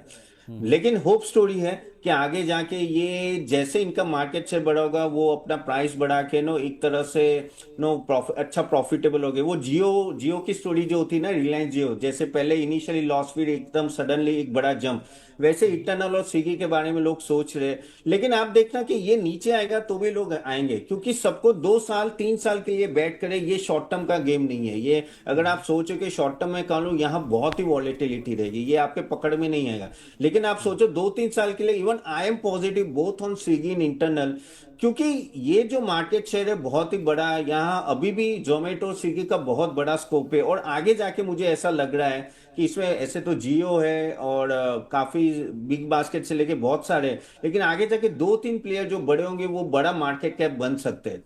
तो उस स्टोरी के बेस पे आपको 3 साल, अगर 2-3 साल मिनिमम आप रख पाओ तभी रखना है, क्योंकि यहाँ इंटरनल मुझे नहीं लगता कि 1-2 साल ऐसा कुछ बम्पर प्रॉफिट बना देंगे। हाँ, उनका गाइडेंस बहुत बड़ा है, जो मैं अभी भी क्वेश्चन मार्क है, उनका गाइडेंस बहुत ही बड़ा है कि हम लोग इतना प्रॉफिट बनाएंगे। सो लेकिन 2-3 साल के लिए I think one can play for short term, there will be a lot of volatility. ठीक है, कम से कम 2 साल से 3 साल का व्यू आप लेकर चलें। इंटरनल स्विगी में भी पॉजिटिव व्यू बनाकर चला जा सकता है। सोना रुकने का नाम नहीं ले रहा है सर। सोने में हम देख रहे हैं लगातार नए रिकॉर्ड हाइज बने हैं। $4,300 का जो लेवल है वो भी इंटरनेशनल मार्केट्स में पार हुआ है। इंडियन मार्केट्स में तो, हम घरेलू मार्केट्स में तो नए रिकॉर्ड बना ही रहे हैं। तो मुथूट फाइनेंस हुआ, मनापुरम फाइनेंस हुआ, इन कंपनियों में आपकी क्या राय है सर? मुथूट फाइनेंस ने तो आज भी ₹3,337 का नया रिकॉर्ड हाई टच किया है। तो ये तेज़ी जारी रहेगी जब तक सोने में तेज़ी जारी है, या फिर मुनाफा वसूली का समय आ गया है? नहीं नहीं, मैं काफी पॉजिटिव हूँ मुथूट फाइनेंस के लिए, क्योंकि जब कोलेटरली इतना स्ट्रांग हो गया है, तो आपको टेंशन ही नहीं है। और गोल्ड लगता तो नहीं है कि इतना नीचे जाएगा, क्योंकि डॉलर डी वैल्यू की जो बातें चल रही है और जिस तरह से टैरिफ और चाहे, तो गोल्ड का तो आई थिंक अभी भी यहाँ से ऊपर देखा, और वो अगर गोल्ड जाता है तो इनको फायदा होगा। बहुत सारे एवेन्यू इनके लिए ओपन हो जाते हैं जैसे ही गोल्ड इतना और वो काफी दूसरे वर्टिकल्स में भी जा रहे हैं। और इनका क्या होता है, क्रेडिट ग्रोथ बहुत इजीली फास्ट भाग सकता है, और उनको इजी एनपीए और वहां भी उनको बहुत ही फायदा हो जाएगा, क्योंकि गोल्ड ही इतना बड़ा कोलेटरल है इनका। तो I think I am really positive in this stock. अगर किसी पास हो तो आई थिंक बने रहे। इवन प्रॉफिटेबिलिटी देखिए इनका, क्रेडिट ग्रोथ से लेके इवन सब कुछ ऑपरेशन मैट्रिक्स में भी, इवन उनका मार्जिन भी धीरे एक्सपांड हो रहा है। तो सभी चीजें अभी मुथूट के लिए से अच्छी जा रही है। I think Muthoot, I think one can go. मैं मन्नापुरम के जगह मुथूट लॉन्ग टर्म के लिए ज्यादा प्रीफर करूंगा। मन्नापुरम के बजाय मुथूट फाइनेंस ज़्यादा उत्साह वाला या फिर ज़्यादा पॉजिटिव नज़र आ रहा है। अब देखिए स्टॉक ने नया ऑल टाइम हाई भी टच कर लिया 3,340 रुपये का। जैसे हम बातचीत कर रहे हैं आज भी 2% के आसपास की मजबूती यहाँ देखने को मिल रही है। जेएसडब्ल्यू इंफ्रा सर, कल इसके भी नंबर्स आए थे। नंबर्स के बाद हम देखिए 8.5 लाख शेयरों का वॉल्यूम है, 3% नीचे ये स्टॉक भी आ गया। और इंपॉर्टेंटली जो साइकोलॉजिकल लेवल है ना 300 रुपये का, उसके भी नीचे ट्रेड कर रहा है। जेएसडब्ल्यू इंफ्रा को लेकर बहुत पॉजिटिव हैं एनालिस्ट, लेकिन नंबर्स में वो नहीं दिख रहा है और स्टॉक भी चलने का नाम नहीं ले रहा है, एक रेंज में ही फंसा हुआ है। आपका क्या व्यू है सर इस स्टॉक को लेकर? जी आप सही बोलो, काफी इवन मैं भी पॉजिटिव हूँ जेएसडब्ल्यू इंफ्रा, और नंबर थोड़े ओके थे, लेकिन यहाँ से अभी देखो देखना पड़ेगा क्या ये डबल डिजिट ग्रोथ कर पाएंगे। नहीं, मैनेजमेंट तो बोल रहे कि we'll go bye 8 to 10 to 12%। और कैपेक्स भी कुछ 3,300 करोड़ का कुछ वो प्लान करे। लॉजिस्टिक्स, रेल में और मल्टी मॉडल रैंप करने वाले हैं। जिस तरह से अदानी पोर्ट है ना कि सभी में है, आई थिंक वो भी उस तरह से करने वाले। इबिटा धीरे धीरे बढ़ रहा है। ऑपरेशनल इबिटा मार्जिन भी 48%, जो अच्छा है। और आगे जाके लग रहा है कि जो ग्रीनफील्ड प्रोजेक्ट उनके पाइपलाइन में, आई थिंक वो जितना जल्दी एग्जीक्यूट करेंगे आई थिंक उनके लिए अच्छा है। लेकिन अगर थोड़ा जो प्रॉब्लम आया था वो काफी हद तक इंटरेस्ट कॉस्ट में थोड़ी ऊपर आ गया था, लेकिन स्टिल आई एम पॉजिटिव, क्योंकि द रीजन इज कि अगर आप देखो तो पोर्ट इंडस्ट्री में अदानी पोर्ट और जेएसडब्ल्यू इंफ्रा ही दो बड़े नाम हैं। और आगे जाके अगर ये टैरिफ वॉर अगर थम गया, उसका भी इम्पैक्ट आता है। देखो आपके एक्सपोर्ट कम होते हैं तो पोर्ट में थोड़ा कंजेशन ये सब होता है, तो ये सब अगर एक दो क्वार्टर में हो गए तो फिर वापिस ये इनके सेल्स बढ़ सकते हैं। तो अगर ये नीचे आता है थोड़ा तो आप बाई कर सकते हो। इवन एट दिस लेवल पे लॉन्ग टर्म के लिए मुझे तो ये स्टॉक ठीक ही लग रहा है। ठीक है, इन लेवल्स पे भी ये स्टॉक काफ़ी अच्छा नजर आता है। एक दो स्टॉक और बात करके फिर मैं सर दर्शकों के सवालों की ओर बढ़ता हूँ। भारी मात्रा में सवाल हमारे पास रखे हुए हैं। एक सर आपको कोफोर्स दिखाना चाह रहा हूँ। कोफोर्स के नंबर्स अच्छे नहीं आए तो 2.25% की गिरावट स्टॉक में भी देखने को मिल रही है। जेएसडब्ल्यू इंफ्रा में भी आज हम गिरावट देख रहे हैं। जी एंटरटेनमेंट कल बाजार बंद होने से थोड़ी देर पहले नंबर्स आए थे, नंबर्स अच्छे नहीं थे, 3% की गिरावट स्टॉक में भी आज दिख रही है। और वेल्सपन इंडिया भी एक स्टॉक दिखाइए आप, इसमें भी 3.5% के आसपास की कमजोरी फिलहाल देखने को मिल रही है। एक स्टॉक सर जो मैं आपसे डिस्कस करना चाह रहा हूं ना, वो है अदानी पावर का। अभी मैंने 2 मिनट पहले ही देखा था तो 160 रुपए का लेवल था, चार्ट में दिख भी जाएगा। अभी 162 का लेवल भी पार कर गया। इसमें भी आप वॉल्यूम देखेंगे तो 100,000, 10 लाख, 10 लाख करोड़, 1 करोड़ शेयरों से ज्यादा का वॉल्यूम हो चुका है सर। ऑलमोस्ट 1.3 करोड़ शेयरों का वॉल्यूम है इसमें। यहां पे भी कुछ बड़ा हो रहा है सर। 162 के आसपास अदानी पावर खरीदा जा सकता है इन लेवल्स पर भी। देखिए अदानी पावर थर्मली कैटर करता है, लेकिन वैल्यूएशन वाइज अगर आप देखो तो टाटा पावर उनके सामने काफी सस्ता मिल रहा है ये। ओके, और ऑफ कोर्स वो काफी बड़ा स्केल करने जा रहे हैं कैपेसिटी, और लॉन्ग टर्म पीपीए इनके पास ऑलरेडी है, बड़े हैं। तो उसके वजह से क्या होता है कि आपके मार्जिन में थोड़ी कंसिस्टेंसी आ जाती है। ऑफ कोर्स वो जो अभी भी केस का मामला चल रहा है यूएस में जो अदानी ग्रीन के सामने है, तो वो पावर भी आ ही जाता है इसमें। तो आगे जाके लेकिन नए प्लांट आने वाले, और काफी जो सेबी ने जो क्लीन चिट दिया तो उसके वजह से स्टॉक बढ़ा था, लेकिन स्टिल वैल्यूएशन मुझे ठीक ठाक ही लग रहा है, इतना महंगा नहीं लग रहा है। और जिस तरह से प्लान है और जो अदानी के प्लान है, आई थिंक यहाँ से एक्सपांड भी होगा। मेरे हिसाब से तो ये स्टॉक है, अगर आपको थर्मल पावर में प्ले करना, I think this is the best option at this level. तो आई थिंक यहाँ से भी मुझे डिसेंट रिटर्न दिख रहा है। तो ऑफ कोर्स ये नीचे आता है तो आप लीजिए, और इवन यहाँ से एसआईपी मैनर में लेंगे तो बेटर रहेगा। ठीक है, तो इसमें आप धीरे धीरे एसआईपी मोड में आप पैसा लगा सकते हो। थर्मल पावर में अगर आपको रहना है तो बेस्ट स्टॉक है इस पूरे स्पेस की जहाँ तक बात है। तो 162 रुपये का मतलब ये हो गया सर, स्प्लिट से पहले अगर देखें ना हम तो ये 800 रुपये के लेवल पर है। 600 से 800 का लेवल इसने बहुत स्विफ्टली पार किया, तो ये 162 आपको दिख जरूर रहा है, लेकिन ये एडजस्टेड प्राइस है जो कि अदानी पावर में है। धीरे धीरे हर गिरावट पर एसआईपी मोड में आप चाहें तो इसमें खरीदारी करके चल सकते हैं। ठीक है, ओके। और देखिए सर, एक बार बाजार दिखाना चाहूँगा। मैं आपको कह रहा था ना कि बाजार में भले ही शुरुआत नेगेटिव हो जाए, लेकिन लो लेवल से कुछ बाइंग इंटरेस्ट बन सकता है, क्योंकि जिस तरह के पॉजिटिव्स हैं हमारे लिए, जिस तरह का सेंटीमेंट है बाजार में, और स्पेशली आज जबकि हम 2 दिन का वीकेंड की तरफ बढ़ रहे हैं, और दिवाली के टाइम पे वैसे भी पार्टिसिपेशन कम हो जाता है। देखिए लो लेवल से रिकवरी कितनी अच्छी होती हुई दिखी है। 25,600 के आसपास फिर से आप देखें निफ्टी में लेवल्स बनते हुए दिखें। 50 पॉइंट ऊपर सेंसेक्स दिखेगा और 14 पॉइंट की बढ़त ही सही, लेकिन बैंक निफ्टी भी आप देखिए हरे निशान में अब आता हुआ आपको नजर आएगा। तो आईटी से जरूर निराशा है, आईटी नीचे खींच रहा है बाजार को, लेकिन कुछ बैंकों से सपोर्ट मिल रहा है। और आरआईएल भी 1% ऊपर आपको आज ट्रेड करता हुआ दिखेगा। नतीजों से पहले कल भी 2% ऊपर था। इन्वेस्टर की एक रिपोर्ट भी आई है आज, यहां पर भी आप देखेंगे तो एक्शन मजबूत बन रहा है। सर, रिलायंस के नतीजों को लेकर क्या एक्सपेक्टेशन है? बाजार बंद होने के बाद आएंगे, और 1890 का टारगेट आया था इन्वेस्टेक का, आप इत्तेफाक रखते हैं सर इससे?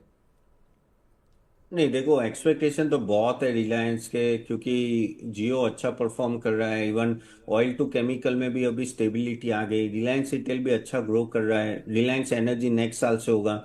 घूम फिर के बात वही आ जाती है कि डीमर्जर कब होगा जियो का तो वो तो उन्होंने बता दिया कि H2 में होगा। तो अभी कुछ महीने हैं, 4-5 महीने में होपफुली डीमर्जर होगा। लेकिन डीमर्जर जब होगा जियो का, आई थिंक वो एक बड़ा वैल्यू अनलॉकिंग होगा। और उसके बाद आई 6-7 महीने में मे बी रिलायंस रिटेल का भी डीमेजर होगा। तो वो एक बड़ा प्ले है। रिजल्ट तो मुझे स्टेबल लग रहा है कि यहाँ भी आज स्टेबल आने चाहिए, क्योंकि इतने कोई ऑयल में वॉलेटिलिटी नहीं, तो वहां मुझे शॉकर नहीं दिख रहा है। और जो जियो की बात करें और बाकी रिलायंस है, तो वहां अभी जीएसटी बूस्ट के लिए आई थिंक रिलायंस रिटेल के इस क्वार्टर के भी नंबर अच्छे आने चाहिए, दिवाली क्वार्टर के। तो ओवरऑल मैं पॉजिटिव हूँ। आई थिंक डिसेंट नंबर आएंगे। ज्यादा कुछ फायर क्रैकर्स तो नहीं होगा, इतना तो आशा नहीं रखता हूँ। लेकिन कहते हैं ना कि वैल्यू अनलॉकिंग की स्टोरी के हिसाब से अगर कोई 2 साल का पकड़ के चले, आई थिंक ये बड़ा वैल्यू अनलॉकिंग यहाँ दिख रहा है। रिलायंस जियो, रिलायंस रिटेल का आई थिंक, और Reliance energy I think next साल से ऑपरेशन होगा, तो वो भी एक बड़ा ट्रिगर हो। तो उस तरह से खेलना वो ज्यादा बेटर रहेगा।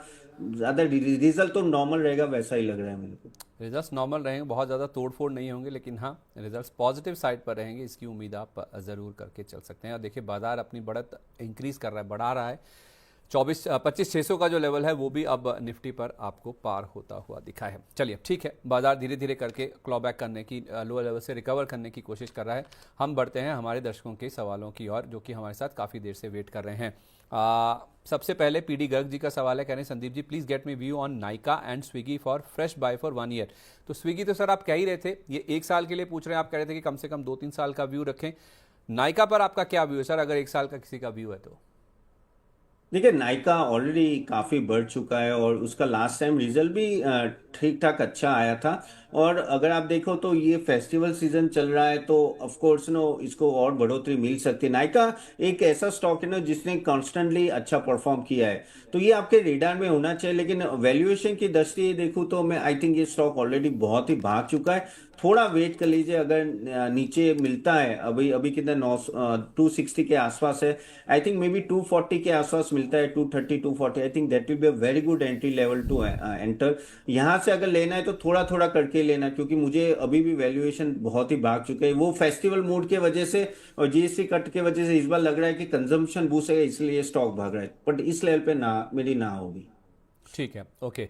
आशीष जी हमारे एक प्राइम मेंबर है सर, कह रहे हैं कि कल मैंने शेयर इंडिया सिक्योरिटीज़ के शेयर लिए थे 168 रुपये के भाव पर, और आज उसमें ज़बरदस्त मूव दिख रहा है, 8-8.5% के आसपास की मजबूती है। कह रहे हैं कि सर मुझे क्या प्रॉफिट बुक कर लेना चाहिए, या फिर मेरा एक हफ्ते का या 1 महीने का ही व्यू है, तो मैं चाहूँ तो आप बोलेंगे तो मैं लंबा भी होल्ड कर सकता हूँ, तो मुनाफा बुक कर लें सर ये, या फिर इसमें से निकल जाएं? 168 वाला 194 के आसपास है। नहीं, देखिए ये स्टॉक में मूवमेंट आई नहीं थी, ये सडनली, देखो मैं टेक्निकल एनालिस्ट नहीं हूँ तो मैं इतनी अच्छी तरह से नहीं बता पाऊंगा, लेकिन ये बहुत टाइम के बाद सडनली एक अप मूव आया। तो रुक जाओ, स्टॉप लॉस लगा के चलिए आप। 194 है, तो अभी आप कह सकते हो कि 185 या आसपास कुछ स्टॉप लॉस लगा के चलिए। देखो कितना मूव होता है, क्या रीजन है, क्यों भागा है सडनली, मुझे पता नहीं है। क्योंकि देखो ओवरऑल अगर आप शेयर इंडिया की वजह तो एक थोड़ी वीक स्टोरी थी। काफी वीक स्टोरी थी। अगर आप पीएनएल भी देखो और वो सब है तो काफी वीक होते जा रहा था। ये सडन अफवाह है तो कोई न्यूज होगी, लेकिन मेरी राय ये होगी कि अगर ये ऊपर जाता है 210 220 के वहां पहुंचता है तो निकल जाओ। क्योंकि स्ट्रक्चरली स्टॉक मार्केट में ये एक्चुअली जो सॉल्यूशंस वर्क है उसमें मुझे इतनी तेजी दिख नहीं रही है, तो ऊपर के लेवल पे निकलने की राय होगी, स्टॉप लॉस लगा के आगे बढ़िए। ओके, ठीक है, परफेक्ट है। इस बीच आपको बता दें, शीतल साहू जी ये हमारे साथ हमारी प्राइम मेंबर के रूप में जुड़ी हैं, इकोनॉमी प्लान लेकर ये हमारे साथ आए हैं। तो बहुत स्वागत है आपका शीतल जी। अगर आप भी हमारे साथ प्राइम मेंबर के रूप में जुड़ना चाहते हैं तो कुछ नहीं करना है, जब आप हमारे साथ किसी भी वीडियो में जुड़ेंगे या फिर इस लाइव प्रोग्राम में भी अगर आप देख रहे हैं तो आपको एक ज्वाइन का बटन दिखेगा हमारे पेज के ऊपर। उस ज्वाइन के बटन को आप क्लिक करेंगे तो आपको 3 विकल्प दिखेंगे, इकोनॉमी, स्टैंडर्ड और वीआईपी। अपनी रिक्वायरमेंट के हिसाब से, सुविधा के हिसाब से, बजट के हिसाब से आप इन प्लान को चुनिए, क्या मिलेगा और क्या आप मिस कर जाएंगे अगर आप वीआईपी प्लान नहीं लेते हैं या फिर स्टैंडर्ड प्लान नहीं लेते हैं। उसका चुनाव आप कर लीजिए, उसके ऊपर मंथन कर लीजिए, उसके बाद पेमेंट करके आप हमारे प्राइम मेंबर बन सकते हैं। सबसे पहला फायदा जो आपको मिलेगा वो मार्केट अपडेट तो सुबह आपको मिल ही जाता है बाजार खुलने से पहले। प्रायोरिटी बेसिस पर आपके जो आंसर्स हैं वो हम देंगे और अमरीनाइन आपके स्टॉक्स की एनालिसिस भी करके देगा। तो यही हम पहले कर भी रहे हैं और आधा घंटा हमारी कोशिश रहती है कि कम से कम हर दिन आपके आधा घंटा आपके सवाल लें, और वही मैं कर भी रहा हूं। जिस बीच मुझे ये शीतल जी दिखी हैं हमारे प्राइम मेंबर के रूप में जुड़ते हुए। अगर आप पहले से मेंबर हैं, रीजॉइन करना चाहते हैं, रिज्यूम करना चाहते हैं तो उस बटन को क्लिक करेंगे, इंस्ट्रक्शंस को फॉलो करेंगे। पेमेंट करने के बाद आप अपनी जो मेंबरशिप है उसको रिज्यूम भी कर सकते हैं। बड़ा परिवार है हमारा और उम्मीद करते हैं कि हमारा जो परिवार है इस प्रोग्राम में जुड़ने के बाद, इस मेंबरशिप को लेने के बाद फ़ायदा उनको हो रहा है और आप भी अगर जुड़ेंगे तो आपको भी फ़ायदा होने की उम्मीद है। जिस तरह से हमारे एक्सपर्ट्स लगातार बड़ी शिद्दत से, बड़ी क्रेडिबिलिटी के साथ अपने जो व्यूज़ हैं, अपने राय जो है वो बेबाक तरीके से मनी9 के प्लेटफॉर्म पर रखते भी हैं। एक जगदीश शर्मा जी का सवाल ले रहा हूँ, कह रहे हैं Sandeep sir good morning. Sandeep ji आगे जाने से एक बात बताना चाहता हूँ दर्शकों को। देखिए, ये संदीप जी ने मुझे बोला नहीं, लेकिन एक चीज यहाँ बताना चाहता हूँ कि देखिए मैं भी बहुत सारे चैनल्स में आता हूँ, सीएनबीसी हो, ईटी ना वो, एनडीटी, सब में आता हूँ। लेकिन मनी9 में एक चीज है कि यहाँ की रिसर्च अच्छी है। मैं ऐसे जस्ट खुश करने के लिए नहीं बोल रहा हूँ मनी9 को, लेकिन यहाँ मैं देख रहा हूँ रिसर्च भी इनकी अच्छी होती है और जिस तरह से वो क्वेश्चन दर्शकों के लेते हैं ना, वो बाकी सब चैनल में होता नहीं है। मैं क्योंकि जाता हूँ, मुझे पता है एक दो क्वेश्चन होते छोड़ देते, फिर वो अपनी कहानी में लगे रहते हैं, उनके कुछ प्रोपोगेंडा होते हैं। यहाँ मैं देखता हूँ काफी अच्छी तरह से जर्नलिज्म होता है, जिस तरह से आप क्वेश्चन ले, जिस तरह से आप पूरा जो पैकेज कवर करते हो ना सुबह का। और बाकी भी मैंने सुमित जी देखे या विवेक जी, सभी अच्छे एंकर्स है। तो I think I want to give credit to whole Money nine the way you are tackling all the shows and you are helping the retail investors. बहुत शुक्रिया आपका सर। इसी आशा के साथ हम शो करते भी हैं, रिसर्च करते भी हैं कि हमारे जो दर्शक हैं इनफैक्ट कम से कम उनको फ़ायदा हो। जो हमारे साथ प्राइम मेंबर्स हैं उनके सवालों को हम पहले लेने की कोशिश करते हैं और अच्छी से अच्छी जानकारी उनको लाने की देने की कोशिश करते हैं, जिससे उनको पता चले कि बाजार में आखिर हो क्या रहा है। मैंने भी एक चीज़ कल परसों में ही सीखी। हमारे साथ प्रदीप जी जुड़े थे, प्रदीप हल्दर जी। वो कह रहे थे कि हर कोई कहता है कि टेक्नो फंडा अप्रोच अपनानी चाहिए। उन्होंने उसके आगे एक एस लगा दिया, सेंटीमेंट। तो सेंटीमेंट को पकड़ना ना बाजार में बहुत इंपॉर्टेंट होता है। और मैं सर अपने आप को भाग्यशाली समझता हूँ। ये पिछले जो 17-18 साल के करियर में हमने सीखा है कि बाजार ना चीज़ों को होने से पहले डिस्काउंट करने की, उसको भांपने की कोशिश करता है। परसों एक खबर आई थी सर पोस्टल शिपमेंट्स को लेकर। खबर बड़ी नहीं थी, ऐसा था कि अगस्त में वो शिपमेंट्स बंद कर दी गई थी और उन शिपमेंट्स को फिर से रिज्यूम किया गया। पता नहीं क्यों सर, मेरे को ऐसा लगा कि एक प्रीकर्सर है, ये एक इंडिकेशन है इस चीज़ का कि हम ट्रेड डील की तरफ बढ़ रहे हैं। और ऊपर वाले की कृपा से आप देखिए सर 2 दिन में किस तरह से 450 पॉइंट का हमने जो मार्केट में जंप देखा है। और उसके बाद अब खबरें आ रही हैं कि ट्रेड डील को लेकर बाजार में उत्साह बन रहा है, रुपया भी उसमें रिकवर हो रहा है। फिर इसमें ये आज मैंने पूरी माला ही बना दी उसकी पॉजिटिव ट्रिगर्स की तो आप देखिए, और आज भी देखिए कमजोर शुरुआत के बाद फिर से रुपया रिकवर होता हुआ दिखा। इसमें सर मैं जो बात कहना चाह रहा हूँ ना वो यही है कि एक फेयर तरीके से जो खबर है, जो जानकारी है, वो अपने दर्शकों के सामने लाने की कोशिश मनी9 करता है सारे तमाम जितने भी हमारे शोज़ हैं उसके ज़रिए।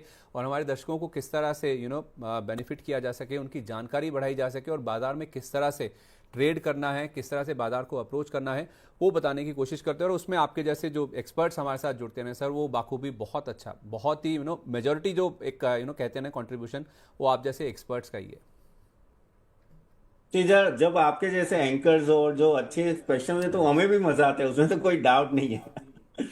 नहीं सर, कोशिश यही है कि जो जानकारी है, जो सही एक जानकारी है, इंफॉर्मेशन है, वो दर्शकों के सामने रखी जाए और जो बाजार में हो रहा है क्लियर पिक्चर आपके सामने लाने की कोशिश करें। और देखिए निफ्टी एक बार 30 पॉइंट ऊपर आ गया, कमजोर शुरुआत हुई थी, गिफ्ट निफ्टी इंडिकेट कर रहा था 50 पॉइंट, 38 पॉइंट नीचे हम खुले थे और अब देखिए 30 पॉइंट की बढ़त हो चुकी है। तो बाजार में आप देखिए अंडरटोन समझिए, सेंटीमेंट समझने की कोशिश करेंगे ना, वो यही दिखा रहा है, भाव दिखा रहा है, सामने स्क्रीन दिखा रही है कि बाजार में जो अंडरटोन है, जो एक अंडरलाइंग जो सेंटीमेंट है, वो पॉजिटिविटी का है, रुझान खरीदारी का फिलहाल बाजार में देखने को मिला है। और कल हमने जो एफआईएस के आंकड़े देखे हैं उससे भी साफ तौर पे ये चीज़ बयां होती हुई नजर आ भी रही है।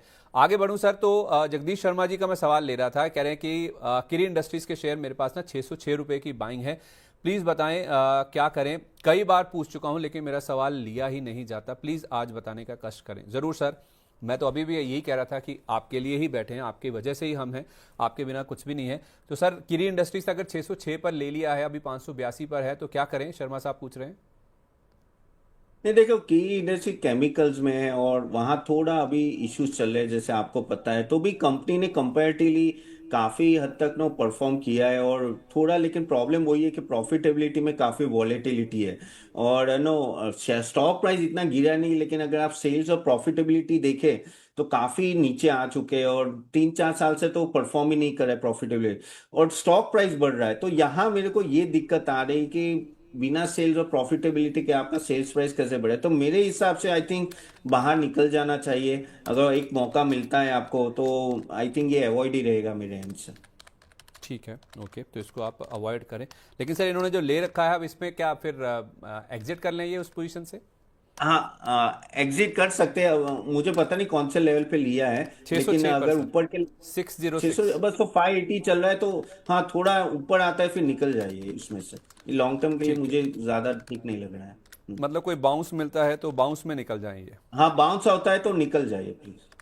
ठीक है, इस बीच आपको बता दें कि सोना नई रिकॉर्ड ऊंचाइयों पर लगातार पहुंच रहा है। इंडियन मार्केट्स में एमसीएक्स की जहां तक बात है, 1,32,000 का जो लेवल है वो भी सोने ने पार कर दिया है। और चांदी की जहां तक बात है, 1,70,000 का लेवल एमसीएक्स पर चांदी ने भी क्रॉस कर लिया। तो जबरदस्त एक्शन में आप देखिए, आपको सोना और चांदी नजर आएंगे। तो ये एक अपडेट है और इसका इम्पैक्ट हम देख रहे हैं कि जितनी भी ये सोने चांदी वाली जो कंपनीज हैं, जैसे ये मुथूट फाइनेंस, मन्नापुरम फाइनेंस की हम बात कर रहे थे, उनमें भी इसका रिफ्लेक्शन साफ तौर पे दिख रहा है। और चांदी की अगर बात आती है ना, तो एक स्टॉक याद आता है हिंदुस्तान जिंक का। जरा एक बार हिंदुस्तान जिंक भी दिखाइए। 1,70,000 का लेवल अगर चांदी पे पार हुआ है पर केजी एमसीएक्स पर, तो उसका इम्पैक्ट हिंदुस्तान जिंक पर कैसा दिख रहा है। सर 510 के आसपास हिंदुस्तान जिंक, ये चांदी की तेजी के दम पर आपको कैसा दिख रहा है। नहीं, ऑफ कोर्स पॉजिटिव है। चांदी एक अच्छी खासी तेजी में है और उसका इम्पैक्ट हिंदुस्तान जिंक को डायरेक्टली इनडायरेक्टली होता ही है। और कंपनी का परफॉर्मेंस भी देखे तो काफी टाइम से ठीक रहा है, इतना कुछ खास है बट ठीक रहा है। लेकिन ये एक कह सकते हैं कि सेंटिमेंटल बूस्ट है और थोड़ा रेवेन्यू जनरेशन, प्रॉफिट जनरेशन में भी थोड़ा फायदा होगा। शॉर्ट में यहाँ लंबी अवधि के लिए यहाँ मैं 1-2 क्वार्टर की बात, तो 1-2 quarter I think still you can hold this stock, क्योंकि अभी भी स्ट्रक्चरली बुल रन नहीं आया है। अगर आप फंडामेंटल पॉइंट ऑफ व्यू से, तो आप 1-2 क्वार्टर और हैंडल कीजिए, रिजल्ट देखिए, अगर कुछ नमी आई फिर निकल जाइए, लेकिन अभी तो होल्ड करना चाहिए। ठीक है, ओके, फिलहाल के लिए आपको होल्ड करना चाहिए, ये राय निकल के सामने आ रही है। अगले सवाल की ओर बढ़ते हैं। राजेश कोठारी जी का सवाल है, कह रहे हैं कि सर जिलेट मेरे पास 26 शेयर हैं, 8610 रुपये का प्राइस है, 8610 का। गोदरेज प्रॉपर्टीज़ के 105 शेयर ले रखे हैं, 2140 रुपये का प्राइस है।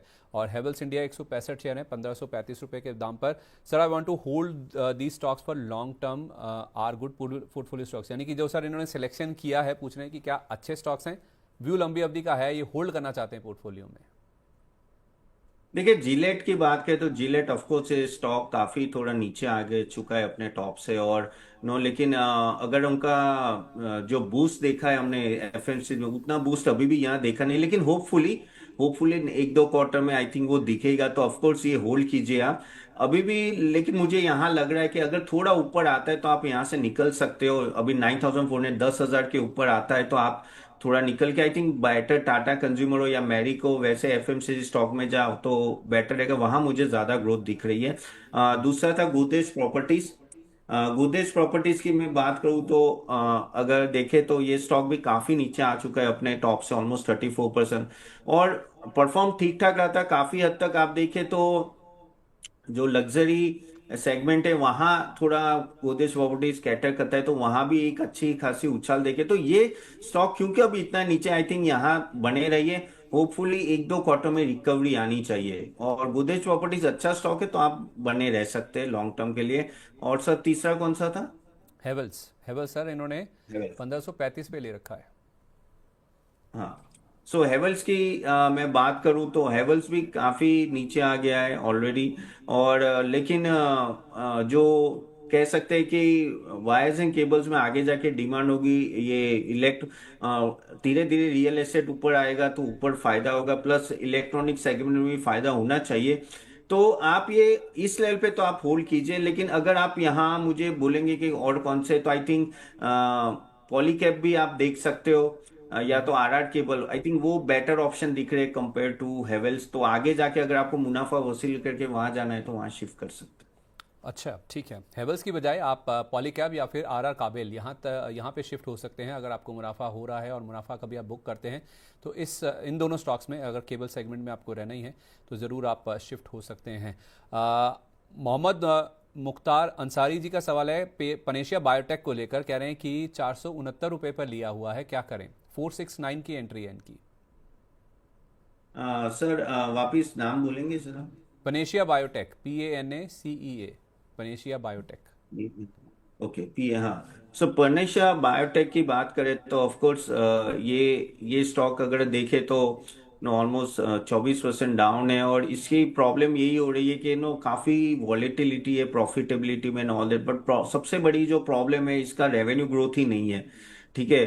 और रेवेन्यू ग्रोथ होना लाजमी है, अगर वहां कोई इशू आ गया तो बड़ा इशू है। अगर ये स्टॉक अगर मैं उस तरह से देखो, क्योंकि ये लॉस मेकिंग है, बीच बीच में लॉस आ जाए तो कह सकते हैं ना कि हम लोग वैल्यूएशन डायरेक्ट पी से नहीं, लेकिन प्राइस टू सेल से भी मुझे इतना महंगा नहीं, लेकिन मुझे यहाँ ग्रोथ थोड़ा कम दिख रहा है ना compare to other biotech company. They have done much better compare to this. तो आई थिंक ये अवॉइड होगा मेरे एंड से।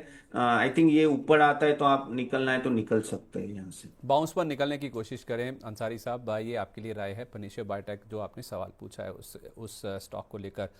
इसके अलावा इन्होंने बहुत बार अपना सवाल पूछा है, कई बार पोस्ट कर दिया, तो सवाल तो सर एक ही बार लिया जाएगा। मेरी आपसे गुजारिश है, हमारा काम आसान हो जाता है क्योंकि एक ही बार फिर बहुत सारी लंबी लिस्ट आएगी तो उसको पार करके फिर अगला सवाल कहीं मिलेगा। फाइनली मिल गया। बालकृष्ण कपूर जी का सवाल है, कह रहे हैं कि sir good morning Sandeep ji and Tapan ji. Sir R systems कह रहे हैं कि 460 रुपये पर है।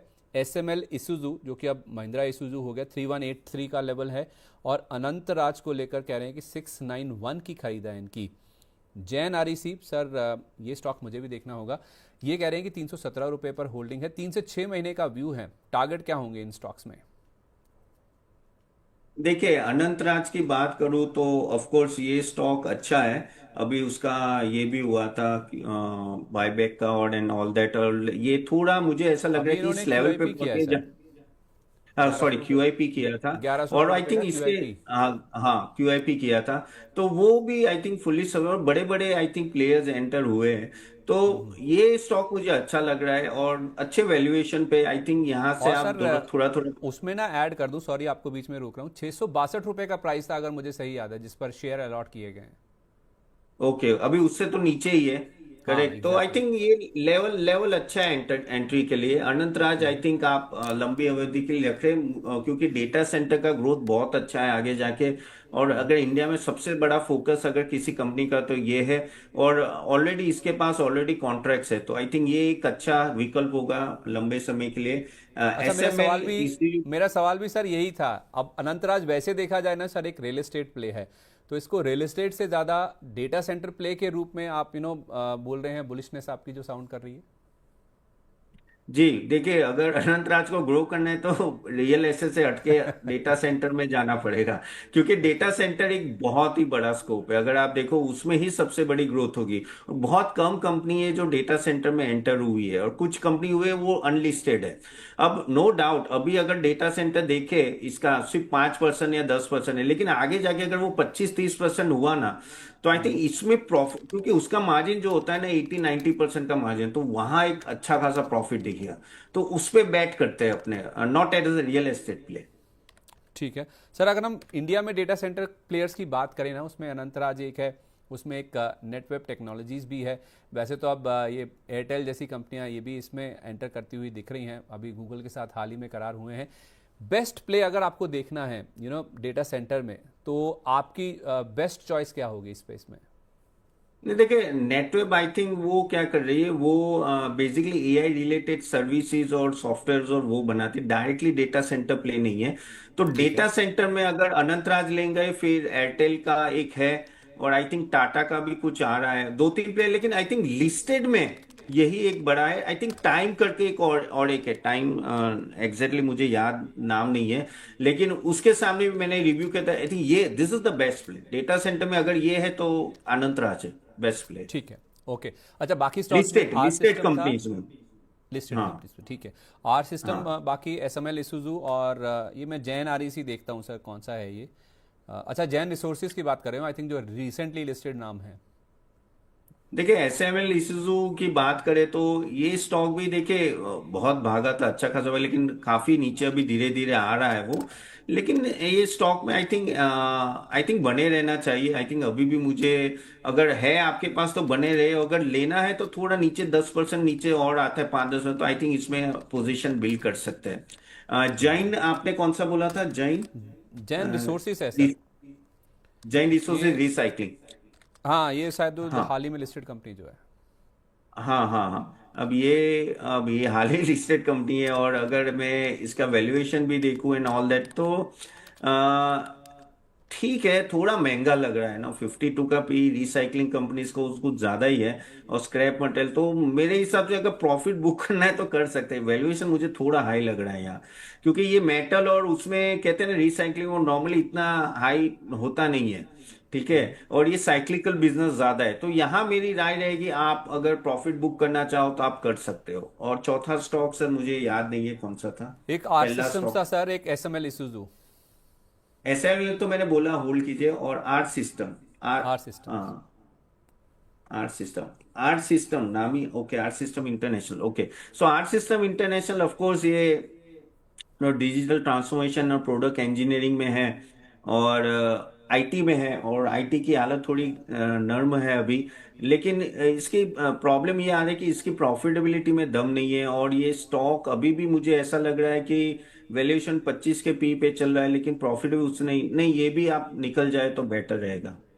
ठीक है। ओके, इसमें मुझे सुनील भारती जी, सर ये हमारे प्राइम मेंबर है, कह रहे हैं मेरे पास स्टार हेल्थ के 100 शेयर हैं 532 रुपए के भाव पर, सर क्या करना चाहिए? पूरा सर ये जो स्पेस है इसमें स्टार हेल्थ या फिर कोई और अच्छा नाम आपको लग रहा हो?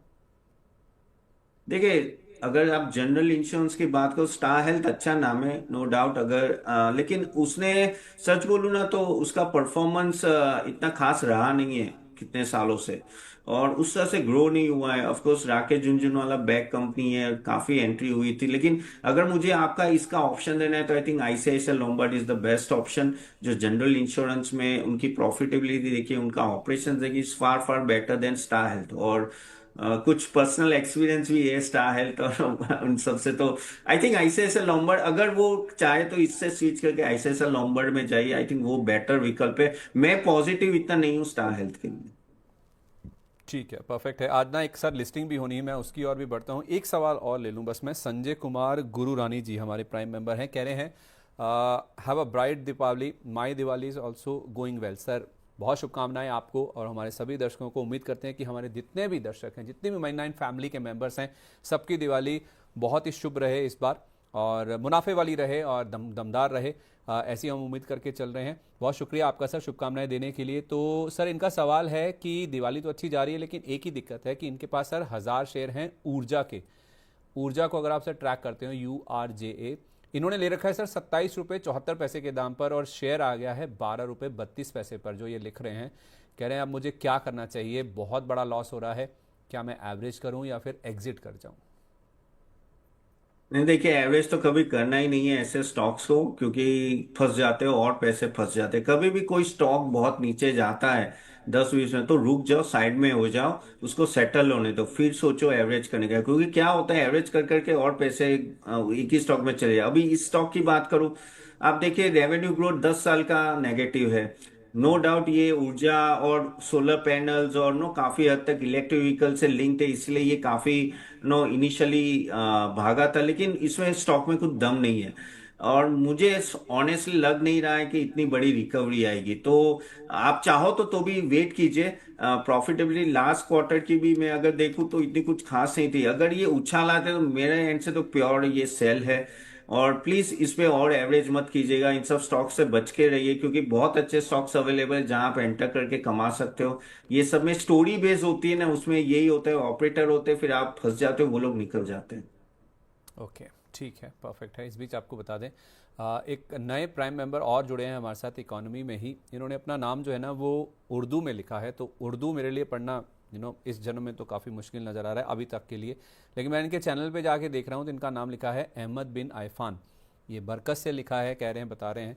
और ये हमारे प्राइम मेंबर के रूप में जुड़े हैं। बहुत स्वागत है सर आपका। चलिए इसी के साथ अब ना हम बढ़ते हैं प्राइमरी मार्केट की तरफ, जहाँ पे आज एक लिस्टिंग होनी है, एक आईपीओ भी खुला हुआ है, उसकी भी बातचीत करेंगे।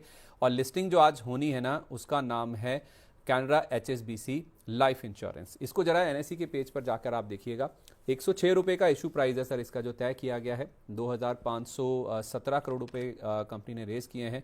पूरी तरह से ओएफएस है, यानी कि जो मौजूदा निवेशक हैं उनको एग्जिट रूट यहाँ पे दिया जा रहा है। बिल्कुल ठंडी सर, 106 रुपये के भाव पर लिस्टिंग होने की तैयारी है। और रिस्पांस भी आप देखेंगे ना, इस इशू को कुछ खास नहीं मिला था। 2.25 गुना के आसपास ये सब्सक्राइब हुआ था, जिसमें अच्छी बात ये ना, सबसे पॉजिटिव बात अगर देखेंगे इस सब्सक्रिप्शन में, जरा एक बार वो आंकड़े ले आइए सामने। 7 गुना के आसपास क्यूआईबी का पोर्शन बढ़ा था। ये क्यूआईबी, ये संस्थागत निवेशक होते हैं जो कि ज़्यादा लंबे समय के लिए बड़ा पैसा लेकर आते हैं, लंबा व्यू लेकर आते हैं और अच्छी समझ लेकर आते हैं। तो अगर क्यूआईबी 7 गुना सब्सक्राइब कर रहे हैं, यानी कि वो इस कंपनी को अपने पोर्टफोलियो में रखना चाहते हैं। तो लाइफ इंश्योरेंस स्पेस में सर आईसीआईसीआई प्रूडेंशियल भी हमारे सामने है, एलआईसी भी है। तो इस कंपैरिजन में, इस कॉन्टेक्स्ट में आपको कैनरा एचएसबीसी कैसा लगता है सर, जिनको मिला है 106 वाला फ्लैट ही खुलने की तैयारी कर रहा है? आपकी क्या राय होगी सर? नहीं देखिए, IPO of course life insurance है तो ऐसा तो पॉजिटिव तो थोड़ा है ही, और प्लस क्यूआईबी ने ये 7 टाइम्स बढ़ा है। नॉर्मली क्यूआईबी इसलिए भी बढ़ रहा है कि आगे जाके इनको फिर बड़ा स्टेक मिलता नहीं है, तो यहाँ अगर मिल जाता है तो वो लोग ज्यादा अप्लाई कर अच्छा ले, अच्छा। लेकिन उनको अच्छा ओके। लगता है तभी करते हैं। ओके। तो यहाँ अगर क्योंकि वो पॉजिटिव है, तो आई थिंक किसी को भी अगर ये लगता है तो आई थिंक वेट कर सकते हैं एक आध क्वार्टर के, क्योंकि अगर यहाँ से अगर नेक्स्ट रिजल्ट अच्छा है तो भाग सकता है। अगर आई थिंक ये क्वेश्चन मुझे लास्ट मंडे हम लोग थे तब मुझे पूछा गया था, मैंने बोला था कि एचडीएफसी लाइफ और एसबीआई लाइफ है, लेकिन जो ये डिटेल्स के नंबर्स आ रहे हैं जो आपने सब्सक्राइब, आई थिंक वेट कर लेना चाहिए। अगर ऊपर खुलता है तो आई थिंक स्टॉप लॉस के साथ रखे, और जितना राइड हो सकता है राइड कीजिए। कंपनी देखो, लाइफ इंश्योरेंस तो प्रॉब्लम नहीं है कि आपका पैसा बचा लेगी, ऐसा कोई प्रॉब्लम नहीं है, लेकिन आई think one can ride if they want. पैसा भी बचा लेगी और लाइफ तो ये बचा तो नहीं पाते, लेकिन हाँ, लाइफ अगर नहीं रहती है तो कम से कम जो आपके परिजन हैं, जो आपके परिवार वाले हैं, उनकी लाइफ दिक्कत में ना आ जाए, कष्ट में ना आ जाए, प्रॉब्लम में ना आ जाए, उसको जरूर ये सुनिश्चित कर लेते हैं अगर आप लाइफ इंश्योरेंस लेकर चलते हैं। मिडवेस्ट के बारे में बात कर लेते हैं सर। आज आईपीओ का आखिरी दिन है। कुछ 12.25 गुना के आसपास ऑलरेडी ये सब्सक्राइब हो चुका है। काफ़ी उत्साह है इस कंपनी को लेकर प्राइमरी मार्केट में, या तो फिर ऐसा कह लें कि केवल एक ही ऑप्शन बचा है अभी फिलहाल के लिए। छोटा इशू है, 450 करोड़ रुपए के आसपास का, 250 करोड़ कंपनी को मिलेगा, 201 करोड़ रुपए का ओएफएस है। 24 तारीख को, अगले शुक्रवार को जाके, एक हफ्ते के बाद जाकर लिस्टिंग होनी। वैसे हम तीसरे ट्रेडिंग डे पर हम देख लेते हैं, लेकिन 2 दिन बाजार बंद है 20-21 को, तो वो दिन आपको छोड़ने होंगे। 24 तारीख को लिस्टिंग होगी। मिडवेस्ट में सर इतना उत्साह क्यों दिख रहा है? आपने उसका आंसर दे दिया, और कोई आईपीओ नहीं है। और वही मुझे लग रहा है। क्योंकि ऐसा कुछ खास नहीं है। आप देखो तो वैल्यूएशन, हाँ 10-15% थोड़ा, अगर आप देखो तो लिस्टिंग गेन शायद हो सकती है, लेकिन नॉर्मल है। यानी ऐसा कुछ धमाकेदार आईपीओ नहीं है, लेकिन कोई है नहीं। अभी क्या हो गई कि एप्लीकेंट्स को भी कोई ना कोई आना चाहिए, अप्लाई करना है, अप्लाई डिटेल इन्वेस्ट की अभी काफी हद तक साइकी ऐसे हो गई, और मिडवेस्ट अभी एक ही है, तो उसके वजह से मुझे ज्यादा लग रहा है। अदरवाइज ये सोलर और माइनिंग वर्टिकल्स में है, उनका डेट रिपेमेंट का ज्यादा फोकस है यहाँ से, और ओके। इबिटा मार्जिन भी ठीक ठाक है, तो डिसेंट आईपीओ है। अगर कीजिए, करना है तो कर सकते हैं। आई थिंक जो लग रहा है कि 10-15% तो शायद प्रीमियम मिल सकता है यहाँ से। अच्छा, मतलब लिस्टिंग गेन के लिए या लंबी अवधि के लिए? लिस्टिंग गेन्स के लिए, लिस्टिंग गेन्स, लंबी अवधि के लिए नहीं, लिस्टिंग गेन्स के लिए। 10 से 15% के गेन के लिए? हाँ। ठीक है, तो 10 से 15% का लिस्टिंग गेन अगर आप चाहते हैं, उत्साह काफ़ी ज़्यादा दिख रहा है। खैर उसका रीज़न एक शायद ये भी हो सकता है वैल्यूएशन ठीक है और दूसरा कोई और ऑप्शन है नहीं सामने, तो यहाँ पर ज़्यादा बोलियाँ देखने को मिल भी रही हैं और एक हफ्ता रुकना भी होगा, मतलब पैसा आपका एक हफ्ते के लिए ऑलमोस्ट ब्लॉक होगा। उसके बावजूद भी यहाँ पे पहले दूसरे दिन ही उत्साह बहुत ज़्यादा इस कंपनी को लेकर आता हुआ दिखा है। तो 10 से 15% अगर आप चाहते हैं कि पैसा बन जाए आपका भी, तो आप इसमें ज़रूर सब्सक्राइब करके चल सकते हैं। मेरी नज़रें हैं कैनरा HSBC लाइफ इंश्योरेंस पर। ये कहाँ पर लिस्ट होता है, क्योंकि जो सेटल हुआ है भाव वो 106 रुपये का है। प्री ओपन में जो 9:45 पर भाव सेटल होता है वो एकदम फ्लैट 106 रुपये के भाव पर हुआ है। एक ही चीज़ जो कि रोक रही है ना, बार बार इसके स्टॉक के ऊपर ला रही है ना, वो है QIBs का उत्साह जितना देखने को मिला था 7 गुना। अगर QIBs ने इसको सब्सक्राइब किया है तो कुछ तो किसी बड़े निवेशक ने इसकी कंपनी में देखा होगा, या फिर जैसे तपन सर बता रहे हैं कि इनको बड़ा स्टेक मिल जाता है IPO में अगर ये पैसा लगा देते हैं ओपन मार्केट के बजाय। तो अगर वो भी एक बात है, तो मैंने जैसे कहा ये लंबे व्यू के साथ आते हैं, बड़ा व्यू, अच्छी रिसर्च और लंबे टाइम के लिए आते हैं ये बड़ा पैसा लेकर। तो ये ज़रूर एक बात है जो कि देखनी होगी। वैसे भी अंडर पेनिट्रेशन है हमारे देश में इंश्योरेंस का, तो आगे ग्रोथ की जो गुंजाइश है वो तो बेतहाशा है, लेकिन ऑप्शंस भी हैं। HDFC लाइफ है हमारे सामने, ICICI प्रूडेंशियल है, LIC जैसे विकल्प भी मौजूद हैं। उसके सामने अगर कुछ QIBs इस कंपनी को पिक कर रहे हैं या फिर प्रेफर कर रहे हैं, तो जाहिर सी बात है कुछ तो अच्छा होगा जो कि उनको दिख रहा है। लेकिन 106 रुपये के आसपास ये फ्लैट लिस्ट होने की कोशिश में है। मैं आपको सिर्फ भाव दिखाना चाह रहा हूँ, आपको राय तो मिली चुकी है। आप थोड़ा सा एक स्टॉप लॉस लगा के 1-2 क्वार्टर का व्यू अगर ले लें तो यहाँ पे शायद पैसा अच्छा बन सकता है। और 106 वाला देखिए 108 का हाई लगाकर अभी 107 रुपये 48 पैसे के आसपास आपको ट्रेड करता हुआ नजर आ सकता है। एक क्वार्टर के नंबर देखें या सर और भी थोड़ा लंबा रुक सकते हैं? नहीं नहीं, क्वार्टरली जाइए आप, क्योंकि देखिए क्वार्टर टू क्वार्टर ही जाना बेटर है। क्योंकि स्मॉल इंश्योरेंस कंपनीज है, एक बड़ा झटका लगा तो प्रॉब्लम में आ जाती है ये सब कंपनी, जो स्टार हेल्थ के साथ भी हो रहा है। आप देखो जितनी छोटी कंपनी ना, वहाँ क्लेम्स का अगर थोड़ा भी जैसे कुछ प्रॉब्लम आ गई, जैसे अब कोविड टाइम था, कोविड के टाइम के बाद ही स्टार हेल्थ का बहुत बिगड़ गया था। तो ऐसे कुछ भी महामारी आती ना, तो इन सब कंपनी की, छोटी कंपनी की हालत टाइट हो जाती है। तो आपको क्वार्टर टू क्वार्टर देखना है, not in that way. Quarter to quarter claim ratio देखिए, प्रॉफिट में फिर आगे बढ़िए आप। ठीक है, क्वार्टरली बेसिस पर चलिए, रिजल्ट देखते चलिए, उसके आधार पर अपने जो इन्वेस्टमेंट का डिसीजन है उसको आप रिव्यू करते हुए चलें। तो 108.90 का हाई फिलहाल बना है। थोड़ा रुक जाइए, स्टॉप लॉस लगा के इसमें एक तिमाही का आप समय दे दें तो ज़्यादा बेटर हो सकता है कैनरा HSBC लाइफ इंश्योरेंस के हिसाब से। बाजार देखिए हर लोअर लेवल्स पे बाइंग इंटरेस्ट दिख रहा है और आज भी देखिए 25,600 को बचाने की जो कोशिश है, उसके ऊपर बंद होने की वीकली क्लोजिंग की जो कोशिश है वो बाजार में साफ तौर पे देखने को मिल रही है। तो ये होगा नहीं होगा ये आप शाम को आपको बताएंगे 3:30 बजे जब आप हमारे साथ क्लोजिंग बज में जुड़ेंगे। लेकिन फिलहाल स्टॉक को शो को यहीं पे वाइंड अप करते हैं। तपन सर बहुत शुक्रिया आपका हमारे साथ जुड़ने के लिए। जिन भी स्टॉक्स को लेकर बातचीत हुई है सर, कोई डिस्क्लेमर? नहीं, ये जो सभी स्टॉक्स की बात की, मेरे खुद का इन्वेस्ट नहीं है, लेकिन हाँ, हमारे क्लाइंट्स का हो सकता है। और सबको दिवाली की शुभकामनाएं, हैप्पी दिवाली तो। थैंक यू वेरी आपको भी मच सर फॉर और कॉलिंग। हमारे सभी दर्शकों को एक बार फिर से तहे दिल से धनतेरस और दिवाली की ढेरों शुभकामनाएं। चलिए अब आपको 3:30 बजे मिलेंगे क्लोजिंग बज में, तब तक के लिए नमस्कार।